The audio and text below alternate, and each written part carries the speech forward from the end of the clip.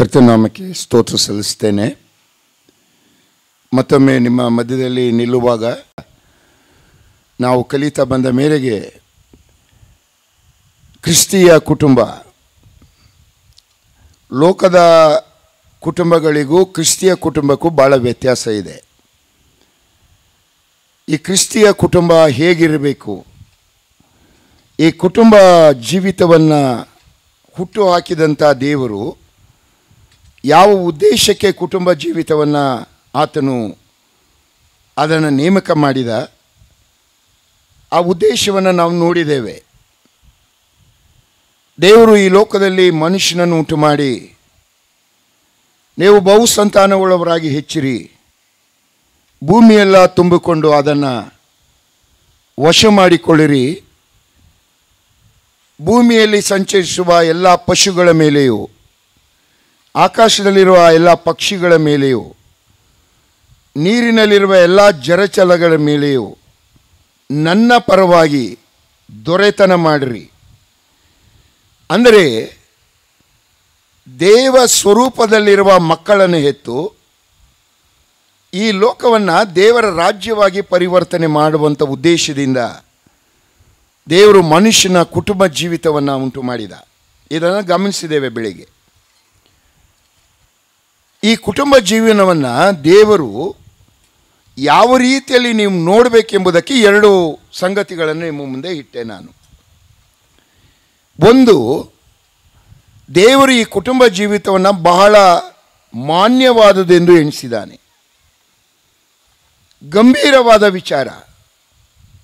ಪ್ರಿಯ ದೇವಜನರೇ, ಬಹಳ ಲಘು ಮನಸ್ಸಿನಿಂದ ಲೋಕದವರು ನಾನು ಮದುವೆ ಆಗ್ತೇನೆ, ಮದುವೆ ಆಗುವಾಗ ನನಗೆ ಸಂತೋಷ ಸಿಗ್ತದೆ ಎಂಬ ಆ ಉದ್ದೇಶದಿಂದ ನಾನು ನೀವು ಕೂಡ ಮದುವೆ ಆಗುವುದಾದರೆ, ಕುಟುಂಬ ಜೀವನಕ್ಕೆ ಕಾಲಿಡುವುದಾದರೆ ಖಂಡಿತವಾಗಿ ಅದರಲ್ಲಿ ನಾವು ಜಯಶಾಲಿಗಳಾಗಲಿಕ್ಕೆ ಸಾಧ್ಯತೆ ಇಲ್ಲ.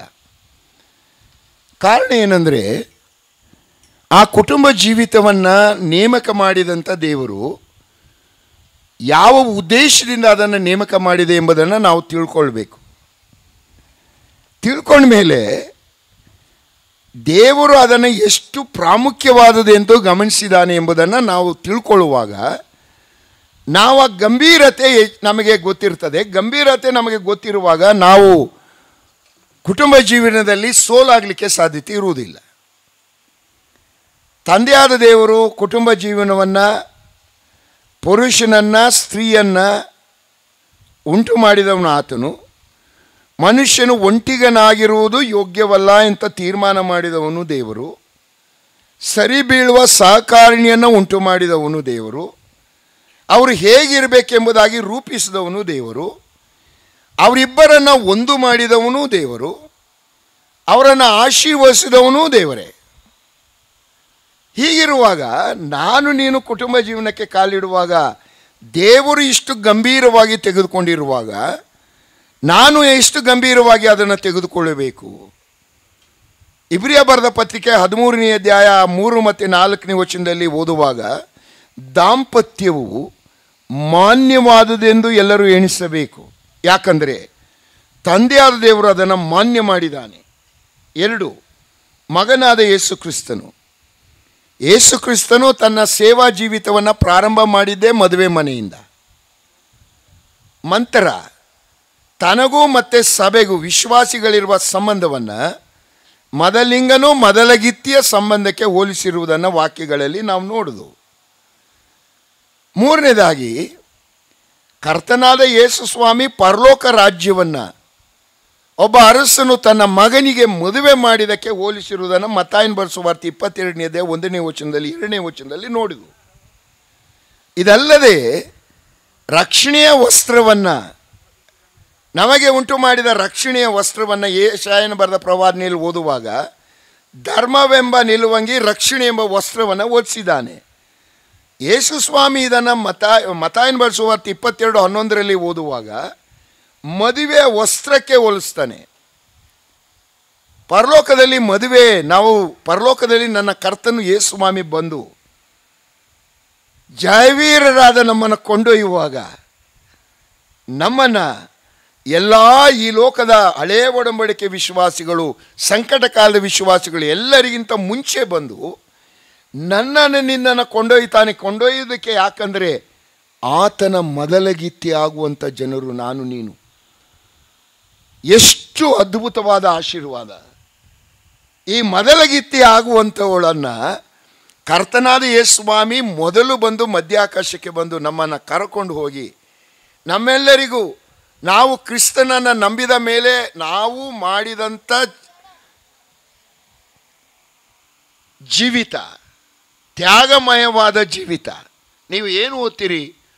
2 ಕೊರಿಂಥದವರಿಗೆ ಬರೆದ ಪತ್ರಿಕೆ 5ನೇ ಅಧ್ಯಾಯ 10ನೇ ವಚನದಲ್ಲಿ, ಒಬ್ಬನು ತನ್ನ ದೇಹದ ಮೂಲಕ ನಡೆಸಿದ ಒಳ್ಳೆಯದಕ್ಕಾಗಲಿ ಕೆಟ್ಟದಕ್ಕಾಗಲಿ ಸರಿಯಾದ ಪ್ರತಿಫಲವನ್ನು ಹೊಂದುವುದಕ್ಕಾಗಿ ನಾವೆಲ್ಲರೂ ಕ್ರಿಸ್ತನ ನ್ಯಾಯಾಸನದ ಮುಂದೆ ಯಥಾಸ್ಥಿತಿಯಲ್ಲಿ ಕಾಣಿಸಿಕೊಳ್ಳಬೇಕು. ನೋಡ್ರಿ, ನಾನು ನೀನು ನಿಲ್ಲಿಕ್ಕಿರುವಂಥ ಸಿಂಹಾಸನ ಅದು ದಂಡನೆಯ ತೀರ್ಪಿನ ಸಿಂಹಾಸನ ಅಲ್ಲ. ಯಾಕಂದರೆ ನಾನು ಕ್ರಿಸ್ತನ ವಧು, ಕ್ರಿಸ್ತನ ರಕ್ತದಿಂದ ಶುದ್ಧೀಕರಣ ಹೊಂದಿದಂಥವರು. ಕ್ರಿಸ್ತನ ಮೇಲೆ ನಮ್ಮ ಪಾಪದ ಶಾಪವನ್ನೆಲ್ಲ ಆತನ ಮೇಲೆ ದೇವರು ಹಾಕಿರುವುದರಿಂದ ಆ ದಂಡನೆಯನ್ನು ಮತ್ತೆ ನಮಗೆ ಕೊಡಲಿಕ್ಕೆ ಬರುವುದಿಲ್ಲ. ನಮಗೆ ಯಾರಿಗೂ ದಂಡನೆಯ ತೀರ್ಪು ಇಲ್ಲವೇ ಇಲ್ಲ. ರೋಮಾಪುರ 8:1 ಓದುವಾಗ, ಆದುದರಿಂದ ಕ್ರಿಸ್ತ ಯೇಸುವಿನಲ್ಲಿರುವವರಿಗೆ ಅಪರಾಧ ನಿರ್ಣಯವು ಈಗ ಇಲ್ಲವೇ ಇಲ್ಲ. ಯೋಹಾನ ಬರೆದ ಸುವಾರ್ತೆ 5ನೇ ಅಧ್ಯಾಯ 24ನೇ ವಚನದಲ್ಲಿ, ನನ್ನ ನಂಬುವವನು ನಿತ್ಯ ಜೀವವನ್ನು ಹೊಂದಿದ್ದಾನೆ, ಅವನು ಮರಣದಿಂದ ಪಾರಾಗಿ ಜೀವಕ್ಕೆ ಸೇರಿದ್ದಾನೆ, ಅವನು ಎಂದಿಗೂ ತೀರ್ಪಿಗೆ ಗುರಿಯಾಗುವುದೇ ಇಲ್ಲ. ಹೀಗಿದ್ದರೂ ಒಂದು ನ್ಯಾಯಾಸನದ ಮುಂದೆ ನಿಲ್ತೇವೆ. ಆ ನ್ಯಾಯಾಸನ ಯಾವುದು ಎಂಬುದನ್ನು ಪೌಲನು 2 ಕೊರಿಂಥ 5:10 ಬರೆಯುವಾಗ, ನಾವೆಲ್ಲರೂ ನಮ್ಮ ದೇಹದ ಮೂಲಕ ನಡೆಸಿದ ಒಳ್ಳೆಯದಕ್ಕಾಗಲಿ ಕೆಟ್ಟದಕ್ಕಾಗಲಿ ಸರಿಯಾದ ಪ್ರತಿಫಲ, ದಂಡನೆ ಅಲ್ಲ, ಪ್ರತಿಫಲ. ಆ ಪ್ರತಿಫಲ ಕೊಡುವುದನ್ನು ಪ್ರಕಟಣೆ ಬರೆದ ಪುಸ್ತಕ 19ನೇ ಅಧ್ಯಾಯ 7 ಮತ್ತು 8ನೇ ವಚನದಲ್ಲಿ ಓದುವಾಗ, ಯಜ್ಞದ ಕುರಿ ಆತನ ವಿವಾಹವು ಬಂತು, ಆತನ ಯಜ್ಞದ ಕುರಿ ಆದನಿಕೆ ವಧುವಾಗುವಂಥ ಮೊದಲಗಿತ್ತಿಯು ತನ್ನನ್ನು ಸಿಂಗರಿಸಿಕೊಂಡಿದ್ದಾಳೆ. ನೋಡ್ರಿ, ನಾನು ನೀನು ಕರ್ತನಾದ ಯೇಸುಸ್ವಾಮಿ ನಂಬಿದ ಮೇಲೆ ನಾವು ಕರ್ತನಿಗೋಸ್ಕರವಾಗಿ ಜೀವಿಸಿದಂಥ ಆ ಆಶೀರ್ವಾದವನ್ನು, ಉಡುಗೊರೆಯನ್ನು ಮದುವೆಯ ವಸ್ತ್ರಕ್ಕೆ, ಮದುವೆಯ ಆಭರಣಕ್ಕೆ ಹೋಲಿಸಿರುವುದನ್ನು ದೇವರ ವಾಕ್ಯದಲ್ಲಿ ಗಮನಿಸ್ತೇವೆ. ಹಾಗಾದರೆ ಯೇಸುಸ್ವಾಮಿ ಕೂಡ ಈ ವಿವಾಹ ಎಂಬುವಂಥ, ಕುಟುಂಬ ಎನ್ನುವಂಥ ಸಂಗತಿಯನ್ನು ಎಷ್ಟು ಗಂಭೀರವಾಗಿ ತೆಗೆದುಕೊಂಡಿದ್ದಾನೆ. 3, ಪರಿಶುದ್ಧಾತ್ಮನು. ಎಫೆಸ 5:31 ಓದಿದ್ರಿ, ಕ್ರಿಸ್ತನಿಗೂ ಸಭೆಗೂ ಇರುವ ಸಂಬಂಧವನ್ನು ಮೊದಲಿಂಗನು ಮೊದಲಗಿತ್ತಿಗೆ ಹೋಲಿಸಲ್ಪಟ್ಟಿದೆ ಎಂಬುದಾಗಿ ಪವಿತ್ರಾತ್ಮನು ಹೇಳ್ತಾನೆ. ಹಳೆಯ ಒಡಂಬಡಿಕೆ ವಿಶ್ವಾಸಿಗಳಾದ ಇಸ್ರಾಯೇಲರನ್ನು ಮತ್ತು ಯೆಹೋವ ದೇವರಿಗಿರುವ ಸಂಬಂಧವನ್ನು ಕೂಡ ಯೆಶಾಯನ ಬರೆದ ಪ್ರವಾದನೆ 54ನೇ ಅಧ್ಯಾಯ, ಯೆರೆಮೀಯ 3ನೇ ಅಧ್ಯಾಯ 14ನೇ ವಚನ ಎಲ್ಲ ಕಡೆ ಓದುವಾಗ, ಇಸ್ರಾಯೇಲ್ ಜನಾಂಗ ನನ್ನ ಪತ್ನಿ, ನಾನು ಆಕೆಗೆ ಪತಿಯಾಗಿದ್ದೇನೆ ಎಂಬುದನ್ನು ವಾಕ್ಯದಲ್ಲಿ ಗಮನಿಸ್ತೀರಿ.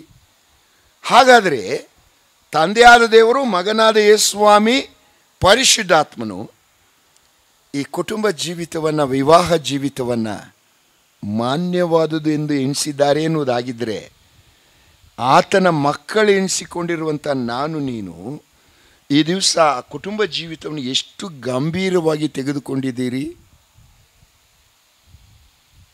2, ಕುಟುಂಬ ಜೀವಿತ ಅಂತ ಹೇಳುವಂಥದ್ದು, ದಾಂಪತ್ಯ ಎನ್ನುವಂಥದ್ದು ಇದು ಒಪ್ಪಂದ ಅಲ್ಲ, ಒಡಂಬಡಿಕೆ. ಒಡಂಬಡಿಕೆಯನ್ನು ದೇವರು ಮಾಡುವಾಗ ಯಜ್ಞವಿಲ್ಲದೆ ಪ್ರಾಣಿಗಳ ಮಧ್ಯದಲ್ಲಿ ಹೋಳು ಮಾಡಿ ಹಾದು ಹೋಗದೆ ದೇವರು ಎಲ್ಲೂ ಒಡಂಬಡಿಕೆ ಮಾಡಿಕೊಳ್ಳುವುದಿಲ್ಲ.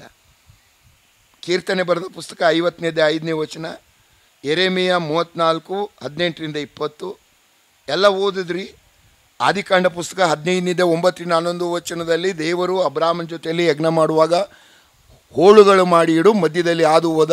ಅಂದರೆ ಈ ಪಶು ಸತ್ತ ಮೇರೆಗೆ ಸತ್ತೇನು, ಕೊಟ್ಟ ಮಾತನ್ನು ನಾನು ಎಂದಿಗೂ ತಪ್ಪುವುದೇ ಇಲ್ಲ.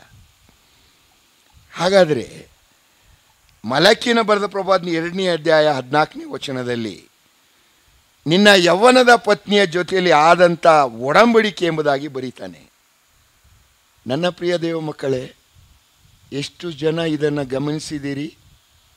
ಅಂದರೆ ಒಂದು ಸಲ ನಾವು ವಿವಾಹ ಜೀವನಕ್ಕೆ ಕಾಲಿಟ್ಟ ಮೇಲೆ ಮರಣವೂ ಅಲ್ಲದೆ ಬೇರೆ ಯಾವ ಕಾರಣದಿಂದಲೂ ಪತಿ ಪತ್ನಿಯರು ಆಗಲಿಕ್ಕೆ ಸಾಧ್ಯತೆ ಇಲ್ಲವೇ ಇಲ್ಲ. ನೀವು ಅಗಲುವುದಾದರೆ ನೀವು ಕ್ರಿಸ್ತನ ಒಡಂಬಡಿಕೆ ಸೇರದವರು. ಒಡಂಬಡಿಕೆಗೆ ಸೇರದವರು ಆದರೆ ನೀವು ದೇವರ ಮಕ್ಕಳಲ್ಲ. ದೇವರ ಮಕ್ಕಳು ಅಲ್ಲದೆ ಇರುವುದರಿಂದ ನೀವು ಯಾವ ಪರಲೋಕದ ಮದುವೆಯಲ್ಲಿ ಸೇರಲಿಕ್ಕೆ ಸಾಧ್ಯತೆ ಇದೆ? ಯೋಚನೆ ಮಾಡಿರಿ. ಇದಾದ ಮೇಲೆ ದೇವರು ಏನು ಹೇಳ್ತಾನೆ? ಪ್ರಥಮ ಆದಾಮ ಅವಳನ್ನು ಮದುವೆ ಮಾಡುವಾಗ ಆ ಮಾಡಿದ ಮೇಲೆ ದೇವರು ಹೇಳ್ತಾನೆ, ಈ ಮದುವೆ ಅಂದರೆ ಏನು, ಕುಟುಂಬ ಅಂದರೆ ಏನು, 3 ಪ್ರಕ್ರಿಯೆಗಳು ಅದರಲ್ಲಿ ನಡೀಬೇಕಾಗ್ತದೆ. ಆ 3 ಪ್ರಕ್ರಿಯೆಗಳೇ ನಿನ್ನ ಕುಟುಂಬ ಜೀವಿತ. ನಾನು ದೇವರು ಭಾಳ ಎಚ್ಚರಿಕೆಯ ಸಂದೇಶವನ್ನು ಆದಾಮ ಹವ್ವಳಿಗೆ ಕೊಟ್ಟನು. ಏನು ಹೇಳಿದ್ನು? ಆದಿಕಾಂಡ 2:24 ಈ ಕಾರಣದಿಂದ ಪುರುಷನು, ಈ ಕಾರಣದಿಂದ, ಮದುವೆಯ ಕಾರಣದಿಂದ, ವಿವಾಹದ ಕಾರಣದಿಂದ ಪುರುಷನು ತಂದೆ ತಾಯಿಗಳನ್ನು ಬಿಡಬೇಕು. ಇಲ್ಲಿರುವಂಥ ದೇವ ಮಕ್ಕಳೇ, ಇದು ನಾನು ಹೇಳ್ತಾ ಇರುವಂಥ ಮಾತಲ್ಲ. ಇಲ್ಲಿ ನಮ್ಮ ಸಮಾಜ, ನಮ್ಮ ಸಂಸ್ಕೃತಿ ಇದು ಹೇಳುವುದು ಬೇರೆ. ವಿವಾಹದಲ್ಲಿ ಸ್ತ್ರೀ ತಂದೆ ತಾಯಿಯನ್ನು ಬಿಟ್ಟು ಸೇರಿಕೊಳ್ಬೇಕು, ಗಂಡನನ್ನು ಸೇರಿಕೊಳ್ಬೇಕು ಅಂಥೇಳಿ ಇದು ದೇವರು ನೇಮಕ ಮಾಡಿದ ಅಲ್ಲ, ದೇವರ ನೇಮಕಕ್ಕೆ ವಿರುದ್ಧವಾದದ್ದು. ಇದು ನನ್ನ ಮಾತಲ್ಲ. ಇದು ಆದಿಕಾಂಡ 2:24 ಈ ಕಾರಣದಿಂದ ಪುರುಷನು ತಂದೆ ತಾಯಿಗಳನ್ನು ಬಿಡಬೇಕು, ತನ್ನ ಹೆಂಡತಿಯನ್ನು ಸೇರಬೇಕು, ಅವರಿಬ್ಬರು ಒಂದೇ ಶರೀರವಾಗಬೇಕು. Leaving, cleaving, become one body. ನೀವು ಬಿಡದೆ ನಿಮ್ಮ ಹೆಂಡತಿಯನ್ನು ಸೇರ್ಲಿಕ್ಕೆ ಆಗುವುದಿಲ್ಲ.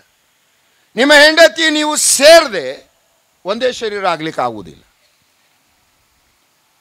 ಇದು ತಂದೆಯಾದ ದೇವರು ಮಾತ್ರ ಹೇಳಿದ್ದಲ್ಲ. ಮಗನಾದ ಯೇಸುಸ್ವಾಮಿ ಲೋಕದಲ್ಲಿರುವಾಗ ಮತ್ತಾಯ 19:5, ಮಾರ್ಕನ ಬರೆಸುವಾರ್ತೆ 10:7 ಯೇಸುಸ್ವಾಮಿ ಪದೇ ಪದೇ ಹೇಳ್ತಾನೆ, ಈ ಕಾರಣದಿಂದ ಪುರುಷನು ತಂದೆ ತಾಯಿಗಳನ್ನು ಬಿಡಬೇಕು, ತನ್ನ ಹೆಂಡತಿಯನ್ನು ಸೇರಬೇಕು, ಅವರು ಒಂದೇ ಶರೀರವಾಗಿರಬೇಕು. ಪವಿತ್ರಾತ್ಮನು ಕೂಡ ಹೇಳ್ತಾನೆ ಎಫೆಸ 5:31 ಈ ಕಾರಣದಿಂದ ಪುರುಷನು ತಂದೆ ತಾಯಿಗಳನ್ನು ಬಿಡಬೇಕು. ಗಾಮನ್ಸ್ರಿ, ಪುರುಷನೇ, ತಂದೆ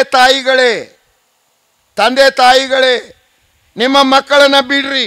ನೀವು ನಿಜ ಕ್ರೈಸ್ತರು ಆಗಿದ್ದರೆ, ನಿಜ ದೇವರ ಮಕ್ಕಳೇ ಆಗಿದ್ದರೆ, ನಿಮ್ಮ ಮಕ್ಕಳ ಮೇಲೆ ನಿಮಗೆ ಪ್ರೀತಿ ಇದ್ದರೆ ದೇವರ ಸಂದೇಶಕ್ಕೆ ವಿಧೇಯರಾಗಿರಿ. ನಿಮ್ಮ ಮಕ್ಕಳು ನಾನು ನೇಮಿಸಿರುವ ರೀತಿಯಲ್ಲಿ ನಿನ್ನ ಮಕ್ಕಳ ಕುಟುಂಬ ಪರಲೋಕ ರಾಜ್ಯದ ಕುಟುಂಬವಾಗಬೇಕಾದ್ರೆ ನಿನ್ನ ಮಕ್ಕಳನ್ನು ಬಿಡು. ನೀನು ಕಂಟ್ರೋಲ್ ಮಾಡಬೇಡ. ನೀನು ಯಾರಿಗೆ ಹೇಳಿದೆ ಇದನ್ನು? ಆದಾಮನಿಗೆ ಹೇಳಿದ. ಯಾಕಂದ್ರೆ ಆದಾಮನಿಗೆ ತಂದೆ ತಾಯಿ ಇರಲಿಲ್ಲ. ಹೇಳಿದ್ದೇನು ಆದಾಮನಿಗೆ? ಆದಾಮನೇ, ಬಿ ಕೇರ್ಫುಲ್, ಸಂತಾನ ಆಗ್ತದೆ ನಿನಗೆ. ಸಂತಾನ ಆಗ್ತದೆ ಅಂತ ಹೇಳಿದ್ರೆ ಯಾವುದೇ ಕಾರಣದಿಂದ ನನ್ನ ನಿಯಮ ಏನಂದರೆ, ನಾನು ಯೋಚನೆ ಮಾಡಿರೋ ನಿಯಮ ಏನಂದರೆ, ಕುಟುಂಬ ಅಂತ ಹೇಳುವಾಗ ಪುರುಷನು ನೀನು ಬಿಡಬೇಕು, ನಿನ್ನನ್ನು ಬಿಡಬೇಕು. ನೀವು ಯಾವ ಸಂದರ್ಭದಲ್ಲೂ ಯಾವ ರೀತಿಯಲ್ಲೂ ಐದರ್ ಡೈರೆಕ್ಟ್ ಆರ್ ಇಂಡೈರೆಕ್ಟ್ ನಿಮ್ಮ ಮಕ್ಕಳನ್ನು ನಿಯಂತ್ರಣಕ್ಕೆ ನಿಯಂತ್ರಿಸಬೇಡ್ರಿ. ಮಕ್ಕಳಿಗೆ ನೀವು ಯಾವುದೇ ಕಾರಣದಿಂದ ನೀವು ಪ್ರತ್ಯೇಕ ಕುಟುಂಬವಾದ ಮೇಲೆ ಪುರುಷನನ್ನು ಆ ಕುಟುಂಬದ ಶಿರಸಾಗಿ ನೋಡ್ತೇನೆ ಹೊರತು ನಿಮ್ಮ ಅಪ್ಪ ಅಮ್ಮನನ್ನು ನಾನು ನಿನ್ನ ಮನೆಯ ಶಿರಸಾಗಿ ನೋಡಲಿಕ್ಕೆ ಬರುವುದಿಲ್ಲ. ನಾನು ನೋಡುವುದೇ ಇಲ್ಲ. ಮಕ್ಕಳೇ ಇದನ್ನು ಅರ್ಥ ಮಾಡ್ಕೊಳ್ರಿ. ನಿಮ್ಮ ತಂದೆ ತಾಯಿಗಳನ್ನು ಬಿಡಬೇಕಂದ್ರೆ ಅರ್ಥ ಏನು? ಅವರನ್ನು ಧಿಕ್ಕರಿಸಬೇಕು ಅಂತ ಬಾಕಿ ಹೇಳುವುದಿಲ್ಲ. 2 ನಿಯಮ ಇದೆ ಮಕ್ಕಳ ವಿಚಾರದಲ್ಲಿ. ದೇವರ ವಾಕ್ಯ ಹೇಳುವಂಥ ನಿಯಮ ಏನು?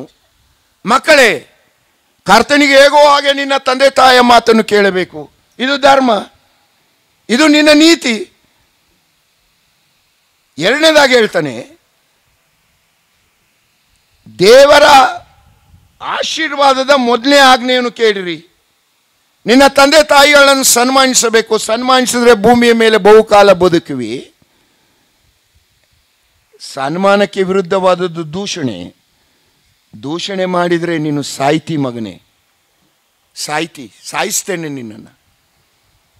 ಇಸ್ರಾಯೇಲಲ್ಲಿ ಧರ್ಮಶಾಸ್ತ್ರದ ಧರ್ಮೋಪದೇಶ ಕಾಂಡ 18ನೇ ಅಧ್ಯಾಯದಲ್ಲಿ ನೀವು ಗಮನಿಸುವಾಗ, ಯಾವನೇ ಮಗನು ತಂದೆ ತಾಯಿಗೆ ಅವಿಧೇಯನು, ಮೊಂಡನು, ಕುಡಿಕನು ಆಗಿದ್ರೆ ಆ ಮಗನನ್ನು ಊರ ಹಿರಿಯರ ಬಳಿಗೆ ತೆಗೆದುಕೊಂಡು ಬನ್ನಿರಿ.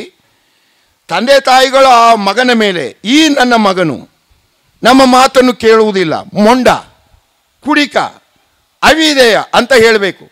ಊರವರು ಅವನನ್ನು ಊರಾಚೆಗೆ ತೆಗೆದುಕೊಂಡು ಹೋಗಿ ಕಲ್ಲೆಸೆದು ಕೊಲ್ಲಬೇಕು. ಅಂಥ ತಂದೆ ತಾಯಿಯ ಮಾತಿಗೆ ಅವಿಧೇಯರಾಗುವ ಮಕ್ಕಳನ್ನು ನಾನು ಈ ಲೋಕದಲ್ಲಿ ಬದುಕಲಿಕ್ಕೆ ಬಿಡುವುದಿಲ್ಲ. ದೇವರು ಹೇಳುವಂಥ ಮಾತನ್ನು ಗಮನಿಸ್ರಿ. ನನ್ನ ಪ್ರಿಯ ದೇವ ಮಕ್ಕಳೇ, ನೀನು ದೇವರ ಮಗನು ದೇವರ ಮಗಳು ಅಂತ ತೋರಿಸುವುದು ನೀನು ದೇವರ ಆಲಯದಲ್ಲಿ ಸೇವೆ ಮಾಡುವುದರಲ್ಲ. ಮಾಡಿ ಬೇಡ ಅಂತ ಹೇಳುವುದಿಲ್ಲ. ಬಟ್ ನೀನು ದೇವರ ಮಗನು ಅಂತ ಗೊತ್ತಾಗೋದು ಯಾವುದರಿಂದ? ವಾಕ್ಯದಲ್ಲಿ ಎಫೆಸ 6:1-3 ಬರೆಯುವಾಗ ತಂದೆ ತಾಯಿಯ ಮಾತನ್ನು ಕೇಳಬೇಕು. ಇದು ಧರ್ಮ, ಇದು ನಿನ್ನ ನೀತಿ. ಯಾವ ವಿಚಾರದಲ್ಲಿ ಕೇಳಬೇಕು? ಕೊಲೋಸೆ 3:20 ಎಲ್ಲ ವಿಚಾರಗಳಲ್ಲಿ. ಕೇಳಲಿಲ್ಲ ಅಂತಂದರೆ ದೇವರ ವಾಕ್ಯದಲ್ಲಿ ನೀವು ತಂದೆ ತಾಯಿಗಳನ್ನು ದೂಷಣೆ ಮಾಡೋದಾದ್ರೆ ನೀವು ಏಲಿ ಮತ್ತು ಕುಟುಂಬವನ್ನು ನೋಡ್ತೀರಿ. ಏಲಿ ಮಕ್ಕಳು ತಂದೆ ತಾಯಿ ಮಾತಿಗೆ ವಿಧೇಯರಾಗಲಿಲ್ಲ. ದೇವರು ಶಾಪ ಏನು ನುಡಿತಾನೆ? ಏಲಿ, ನೀನು ನನ್ನನ್ನು ಸನ್ಮಾನಿಸಕ್ಕಿಂತಲೂ ನಿನ್ನ ಮಕ್ಕಳನ್ನು ಸನ್ಮಾನಿಸು ಸರಿಯೋ? ನಿನ್ನ ಮಕ್ಕಳಲ್ಲಿ ಯಾರು ಪೂರ್ಣ ಆಯುಷ್ಯವನ್ನು ನಾನು ನೋಡಲಿಕ್ಕೆ ಬಿಡುವುದಿಲ್ಲ. ಬಿಡಿ, ಅದು ಬೇರೆ ವಿಚಾರಕ್ಕೆ ಹೋಗ್ತದೆ, ನಾನು ಅಲ್ಲಿಗೆ ಹೋಗುವುದಿಲ್ಲ. ಈಗ 2ನೇ ಪಾಯಿಂಟ್ ಏನಿದೆ ಅಲ್ಲಿ, ನಿನ್ನ ತಂದೆ ತಾಯಿಗಳನ್ನು ಸನ್ಮಾನಿಸಬೇಕು.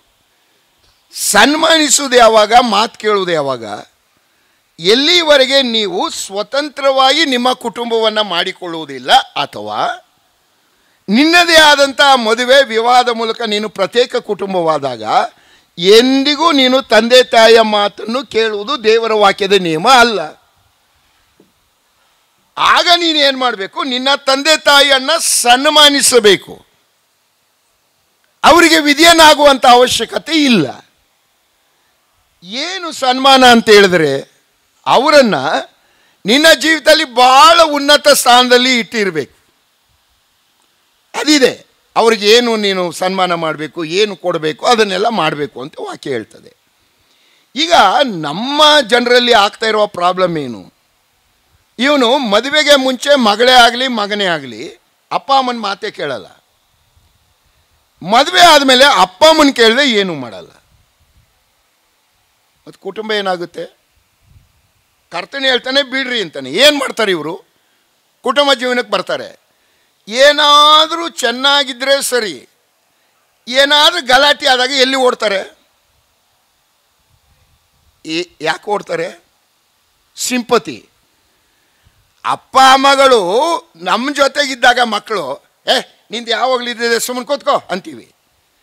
ಮದುವೆ ಆದಮೇಲೆ ಅಪ್ಪ ನನಗೆ ಹಿಂಗಂದ್ಬಿಟ್ಟು, ಅಯ್ಯೋ ಮಗಳೇ ನಿನ್ನಗೆ ಹಂಗಂದು ಬಿಟ್ನ, ನಾವು ಎಷ್ಟು ಚೆನ್ನಾಗಿ ನೋಡ್ಕೊಂಡಿದ್ದು ಅಂತ ಬತ್ತಿ ಇಟ್ಟುಬಿಡ್ತಾರೆ. ಹೋಯ್ತು. ಇವರು ಮದುವೆ ಆದಾಗಲೇ ಹೇಳಿ ಕಳಿಸಿರ್ತಾರೆ. ಬೇಸರ ಮಾಡಬೇಡ್ರಿ, ನಾನು ಯಾವಾಗಲೂ ಪ್ರಾಕ್ಟಿಕಲ್ ಆಗಿ ಮಾತಾಡ್ತೀನಿ. ಮದುವೆ ಆದಾಗ ಏನು ಹೇಳಿರ್ತಾರೆ? ನೋಡೋ ನೀನು ಗಂಡಸು ಕಣೋ, ಅವಳು ಯಾಕೋ ಸ್ವಲ್ಪ ಚುರುಕಾಗಿದ್ದಾಳೆ, ಪ್ರಾರಂಭದಲ್ಲೇ ಜುಟ್ಟು ಹಿಡ್ಕೊಂಡ್ಬಿಡ್ಬೇಕು ಕಣೋ, ನೋಡು ನಿಮ್ಮಮ್ಮನ ಹೆಂಗೆ ಹಿಡ್ಕೊಂಡಿದ್ದೀನಿ. ಹಂಗೆ ನೀನು ಕಂಟ್ರೋಲ್ ಮಾಡಬೇಕಣೋ, ನೀನು ಗಂಡಸು ಇವ್ರು ಹೇಳಿರ್ತಾರೆ. ಅವರೇನು ಹೇಳಿರ್ತಾರೆ ಅವರ ಅಪ್ಪ ಅಮ್ಮ? ಅವನು ಯಾಕೋ ನೋಡಿದ್ರೆ ಒಂಥರ ಇದ್ದಾನೆ, ನೋಡು ನಿಮ್ಮ ಅಪ್ಪನ ನಾನು ಹಿಂಗೆ ಇಟ್ಕೊಂಡಿದ್ದೀನಿ, ಮೊದಲೇ ಹಿಡಿದ್ಬಿಡು ಅವಳನ್ನ. ಈ ಯೋಚನೆಯಲ್ಲಿ ಬಂದಂಥ ಮಕ್ಕಳು ಯಾವ ಕುಟುಂಬ ಜೀವನ ಮಾಡ್ತಾರೆ ಹೇಳಿ ನೀವು ನನಗೆ? ಇಬ್ಬರು ಹೇಳಿದ್ರೆ ಏನಾಗ್ತದೆ? ಅದು ವಾಕ್ಯ ಹೇಳ್ತಾ ಇರೋದು ಏನು ಗೊತ್ತಾ? ದೇವರು ಬಿಡ್ರಿ ಬಿಡ್ರಿ ಆ ವ್ಯಾಮೋಹನ, ಅಪ್ಪ ಅಮ್ಮನ ಬಿಡ್ರಿ. ಯಾವಾಗ ಬಿಡ್ತೀರಿ, ಒಬ್ಬರೊಬ್ಬರು ಸೇರಲಿಕ್ಕೆ ಬೇರೆ ದಾರಿ ಇಲ್ಲ ನಿಮಗೆ, ಒಬ್ಬರನ್ನೊಬ್ಬರು ಆಶ್ರಯಿಸ್ತೀರಿ. ಎಂಥ ಯೋಚನೆ ಮಾಡಿದ್ದಾನೆ ನಮ್ಮ ದೇವರು! ಅಪ್ಪ, ನನಗೆ ಆಶ್ಚರ್ಯ ಆಗ್ತದೆ. ದೇವರು ಮನುಷ್ಯನ ಸೃಷ್ಟಿ ಮಾಡುವಾಗಲೇ ಆ ನಿಯಮವನ್ನು ಆತನು ಹೇಳ್ತಾನೆ ಅನ್ನೋದಾಗಿದ್ದರೆ ಎಷ್ಟು ಸುಂದರವಾದ ನಿಯಮ ಇದಾಗಿರ್ಬೇಕು ಹೇಳ್ರಿ. ಆಯಿತು, ಅಪ್ಪ ಅಮ್ಮನನ್ನು ಬಿಟ್ರಿ, ಬಿಟ್ಟ ಮೇಲೆ ಸೇರಬೇಕು. ಸೇರಬೇಕಾದ್ರೆ ಏನಾಗಬೇಕು? ನೀವು ಆ್ಯಸ್ ಇಟ್ ಈಸ್ ಒಬ್ಬರನ್ನೊಬ್ಬರು ಒಪ್ಪಿಕೊಳ್ಬೇಕು ಅಂತ ಅರ್ಥ ಅಷ್ಟೇ. ಏನಾಗ್ತದೆ, ನಾವು ಮದುವೆಗೆ ಮುಂಚೆ ಕನಸುಗಳು ಇಟ್ಕೊಂಡಿರ್ತೀವಿ, ಎಲ್ಲ ಕನಸೇ ಅದು. ಯಾಕಂದರೆ ನಿಮ್ಮ ಆಸೆ ಬೇರೆ, ಅವನ ಆಸೆ ಬೇರೆ, ನಿಮ್ಮ ಯೋಚನೆ ಬೇರೆ, ಅವನ ಯೋಚನೆ ಬೇರೆ, ನಿಮಗೆ ಇಷ್ಟವಾದದ್ದು ಬೇರೆ, ಅವ್ರಿಗೆ ಇಷ್ಟವಾಗೋದು ಬೇರೆ. ಯಾಕಂದರೆ ದೇವರು ಎಲ್ಲರನ್ನು ಒಂದೇ ಥರ ಸೃಷ್ಟಿ ಮಾಡಿರೋಲ್ವಲ್ಲ. ನಿನ್ನ ಮಾಡಲೇ ಬೇರೆ, ಅವರು ಮಾಡಲೇ ಬೇರೆ. ಈಗ ಇವರಿಬ್ಬರು ಕೂಡ ಒಂದೊಂದು ಯೋಚನೆ ಮಾಡ್ಕೊಂಡಿರ್ತಾರೆ, ಬಟ್ ಅದು ನಿಜ ಆಗಿರೋಲ್ಲ. ಯಾಕಂದರೆ ಮದುವೆಗೆ ಮುಂಚೆ ಸ್ಟೇಜ್ ಮೇಲೆ ಕೂತಿರಾಗ ಏನು ಪಳ ಪಳ ಪಳ ಎಲ್ಲ ಬಣ್ಣ ಬಳ್ಕೊಂಡು ಎಲ್ಲ ಕೂತಿರ್ತೀರಿ. ಈಗ ನೀವು ಮದುವೆ ಮಂಟಪದಲ್ಲಿ ಕೂತಿರುವಾಗ ವರನೋ ಅಥವಾ ವಧುವೋ ಒಂದು ಜ್ಯೂಸ್ ತಗೊಬ ಅಂದರೆ 10 ಜನ ತಗೊಂಡು ಕೊಡ್ತಾರೆ. ಕೆಳಗಿಳಿದಾಗ ಕೆಳಗಿಳಿದ ಮೇಲೆ ಜ್ಯೂಸ್ ತಗೊಂಡ್ಬೇಕ್ರಿ ಎತ್ಕೊ ಹೋಗಲ್ಲ ಅಂತಾರೆ. ಅಲ್ಲಿ ನೀವು ಇರುವಂಥ ಆ ಸಂಗತಿಯನ್ನ ಮೇಲೆ ಡಿಪೆಂಡ್ ಆಗಬೇಡ್ರಿ. ಅಲ್ಲೆಲ್ಲವೂ ಭಾಳ ಅಂದವಾಗಿ ಕಾಣಿಸ್ತದೆ, ಬಟ್ ಕುಟುಂಬ ಜೀವನಕ್ಕೆ ಬರುವಾಗಲೇ ನಿಮಗೆ ಗೊತ್ತಾಗೋದು ಸತ್ಯ ಏನು ಅಂತ. ವಾಕ್ಯ ಏನು ಹೇಳ್ತದೆ? ದೇವರ ನಿಯಮ ಏನು? ನೀನು ಅಂಗೀಕರಿಸೋದನ್ನು, ಆಕೆಯಲ್ಲಿ ಏನು ನ್ಯೂನತೆಗಳಿವೆ ಅಥವಾ ಆತನಲ್ಲಿ ಏನು ನ್ಯೂನತೆಗಳಿವೆ, ಅದನ್ನು ಏಕದಮ್ ನೀನು ಸರಿಪಡಿಸ್ಲಿಕ್ಕೆ ಆಗುವುದಿಲ್ಲ. ಒಪ್ಕೋ ಅದನ್ನು. ಶ್ರೇಷ್ಠವಾದವನು ಈತನು ನನಗೆ, ಆತನು ಏನು ಮಾಡಬೇಕು? ಈಕೆ ನನಗೆ ಶ್ರೇಷ್ಠವಾದವಳು ಅಂತ ಒಪ್ಪಿಕೊಳ್ಬೇಕು. ನೀವು ಓದಿದ್ರಿ ರೋಮ 15:7 ಏನು ಓದಿದ್ರಿ? ಓದ್ರಿ ಮತ್ತೊಮ್ಮೆ. ರೋಮಾಪುರದವರಿಗೆ ಬರೆದ ಪತ್ರಿಕೆ 15:7 ವಚನ. ಆದುದರಿಂದ ಕ್ರಿಸ್ತನು ನಿಮ್ಮನ್ನು ಸೇರಿಸಿಕೊಂಡಂತೆ ನೀವು ಸಹ ಒಬ್ಬರನ್ನೊಬ್ಬರು ಸೇರಿಸಿಕೊಂಡು ದೇವರ ಮಹಿಮೆಯನ್ನು ಪ್ರಕಾಶಪಡಿಸಿರಿ. ದೇವರ ಮಹಿಮೆಯನ್ನ ಪ್ರಕಾಶಪಡಿಸಿರಿ. ಒಬ್ಬರನ್ನೊಬ್ಬರು ಸೇರಿಸಿಕೊಳ್ರಿ, ಅಕಾಮಡೇಟ್ ಆಸ್ ಇಟ್ ಈಸ್, ಅಂಗೀಕರಿಸ್ರಿ. ಸತ್ಯವೇದ ಎಷ್ಟು ಸುಂದರವಾಗಿ ಹೇಳ್ತದೆ ನೋಡ್ರಿ. ಅದರಿಂದ ನಾವು ಇದನ್ನು ಅರ್ಥ ಮಾಡ್ಕೊಳ್ಬೇಕು. ಮತ್ತು ಪ್ರಸಂಗಿ ಬರೆದ ಪುಸ್ತಕ 9:9 ಈ ದುಷ್ಟ ಲೋಕದಲ್ಲಿ, ನಾಶವಾಗುವ ಈ ಲೋಕದಲ್ಲಿ ದೇವರು ನಿನಗೆ ಕೊಟ್ಟಂಥ ನಿನ್ನ ಪ್ರಿಯ ಪತ್ನಿಯ ಜೊತೆಗೆ ಸಂತೋಷದಿಂದ ಬಾಳು. ಸುಮ್ಮನೆ ಎರಡು ಸರಿ ಇಲ್ಲ ನಾನು ಅನೇಕ ಸಭೆಗಳಿಗೆ ಹೋಗ್ತಿರ್ತೀನಿ. ಫಸ್ಟ್ ಹೆಣ್ಮಕ್ಳು ಬರ್ತಾರೆ, ಬರುವಾಗಲೇ ಅಳ್ತಾ ಇರ್ತಾರೆ. ಗೊತ್ತಾಗುತ್ತೆ ನನಗೆ ಏನು ಹೇಳಕ್ಕೆ ಬಂದಿದ್ದಾರೆ ಅಂತ ಗೊತ್ತಾಗುತ್ತೆ. ದಯಮಾಡಿ ಸಿಸ್ಟರ್ ಕಾವೇರಿ ನದಿ ನಿಲ್ಲಿಸಿ ಅಂತ ಹೇಳ್ತೀನಿ. ನೆಕ್ಸ್ಟ್ ಏನು ಬರ್ತದೆ? ಏನು ಸಿಸ್ಟರ್ ಪ್ರಾಬ್ಲಮ್ಮು? ಅವನು ಸರಿ ಇಲ್ಲ. ಅವನು ಅಂದರೆ ಯಾರು? ಗಂಡ. ಏನು ಸರಿ ಇಲ್ಲ? ನನ್ನ ಮಟ್ಟಕ್ಕಿಲ್ಲ. ಏನು ಇವಳು ಮಟ್ಟ? ಇವಳು ಕಲ್ಪನೆ ಮಾಡ್ಕೊಂಡಿರೋ ಮಟ್ಟಕ್ಕೆ ಅವನು ಇರಲ್ಲ, ಇರೋಕ್ಕಾಗೋದು ಇಲ್ಲ. ಯಾಕಂದರೆ ದೇವರು ಎಲ್ಲರನ್ನು ಒಂದೇ ಥರ ಸೃಷ್ಟಿ ಮಾಡಿರ್ತಾನ. ಅವನು ಸಿಗ್ತಾನೆ ಗಂಡ, ಸರಿ ಇಲ್ಲ ಅಂಕಲ್. ಯಾರು? ಅವಳೇ. ಏನು ಸರಿ ಇಲ್ಲ? ನನ್ನ ಮಟ್ಟಕ್ಕೆ ಎಕ್ಸ್ಪೆಕ್ಟೇಷನ್ ಇಲ್ಲ. ಯಾರು ಪರ್ಫೆಕ್ಟ್ ಇದ್ದೀರಿ ಈ ಲೋಕದಲ್ಲಿ? ನಾವು ಯಾರು ಪರ್ಫೆಕ್ಟ್ ಇದ್ದೀವಿ? ನಾವು ಅರ್ಥ ಮಾಡ್ಕೊಳ್ಬೇಕಲ್ವಾ? ಅದರಿಂದ ನಾನು ನಿಮಗೆ ಉದಾಹರಣೆ ಸಹಿತ ವಿವರಿಸಿದ್ದೀನಿ. ಅನೇಕರು ನಾವೇನು ಭಾವಿಸ್ತೀವಿ, ಅವನ ನೇಚರ್ ಬೇರೆ. ಕೆಲವು ಮನೆಗಳಲ್ಲಿ ನಾನು ಕೇಳಿಸ್ಕೊಳ್ತೀನಿ, ಅಣ್ಣ ಭಾಳ ನಿಷ್ಪ್ರಯೋಜಕರಣ್ಣ. ಏನಮ್ಮ? ಅಲ್ಲ ಅಣ್ಣ, ನಮ್ಮನೆ ನೆಂಟರಿಷ್ಟರೆಲ್ಲ ಬಂದಾಗ ಒಂದು ಮಾತೇ ಆಡ್ಸಲ್ಲ ಅಣ್ಣ. ಏನಮ್ಮ ಅದಕ್ಕೆ? ನಮ್ಮನೆಯವರು ಏನು ಅನ್ಕೋತಾರೆ ಅಣ್ಣ.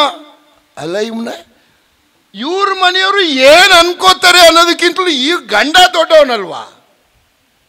ಅವ್ರು ಏನಾರು ಅನ್ಕೊಳ್ಳಿ, ಈತ ನನ್ನ ಗಂಡ ನನಗೆ ಶ್ರೇಷ್ಠ ಅನ್ನೋದು ನಿನಗೆ ಬೇಡವಾ? ಅವ್ರು ಏನು ಅನ್ಕೋತಾರೆ ಅನ್ನೋದು ದೊಡ್ಡದ? ಈಗಿನ ಕಾಲದಲ್ಲಿ ಮಾತಾಡೋಕ್ಕಿಂತ ಮಾತಾಡದಿರೋದೇ ಒಳ್ಳೇದಲ್ವಾ? ಅವನ ನೇಚರ್ ಅದು. ಕೆಲವರು ಮುಸುಂಡಿ ನೇಚರ್ ಇರ್ತದೆ, ಅವ್ರೇನು ಮಾಡ್ತಾರೆ, ಜಾಸ್ತಿ ಮಾತಾಡಲ್ಲ ಅಂತಾರೆ. ನಾನು ಕೇಳಿದೆ, ಅಲ್ಲಪ್ಪ ನೀ ಇಷ್ಟೆಲ್ಲ ಹೇಳ್ತಿಯಲ್ಲಮ್ಮ, ನಿಮ್ಮ ಮನೆಯವರು ಬಂದಾಗ ಏನು ತಂದ್ಕೊ? ಇಲ್ಲ ಅಣ್ಣ, ಎಲ್ಲ ತಂದ್ಕೊಡ್ತಾರೆ. ಒಳ್ಳೇದಾಯ್ತು ಬಿಡಮ್ಮ. ಮತ್ತೆ ಯಾಕಂದ್ರೆ ಏನು ಮಾತಾಡಿದ್ರು ತಪ್ಪೆ, ಒಳ್ಳೇದೇ ಅಲ್ವಾ? ನೀನು ನೋಡಮ್ಮ, ಅದೇ. ಆಮೇಲೆ ಏನು ಮಾಡ್ತೀವಿ, ಗಂಡನ್ನ ಭಾರಿ ಪ್ರೀತಿ ಮಾಡ್ತಿರ್ತೀರಿ ಹೆಣ್ಮಕ್ಳು. ಒಂದು ಮಗುವಾಗ್ಬಿಟ್ರೆ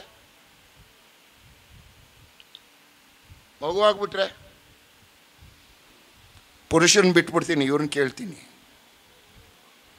ಒಂದು ಮಗುವಾದ ಮೇಲೆ ತಂಗಳನ್ನ ಯಾರು ತಿನ್ನಬೇಕು? ಅವ ಗಂಡ. ಯಾಕೆ ಗೊತ್ತಾ? ಪ್ರೀತಿ ಹೋಯ್ತು. ಯಾವ ಕಡೆಗೆ ಹೋಯ್ತು?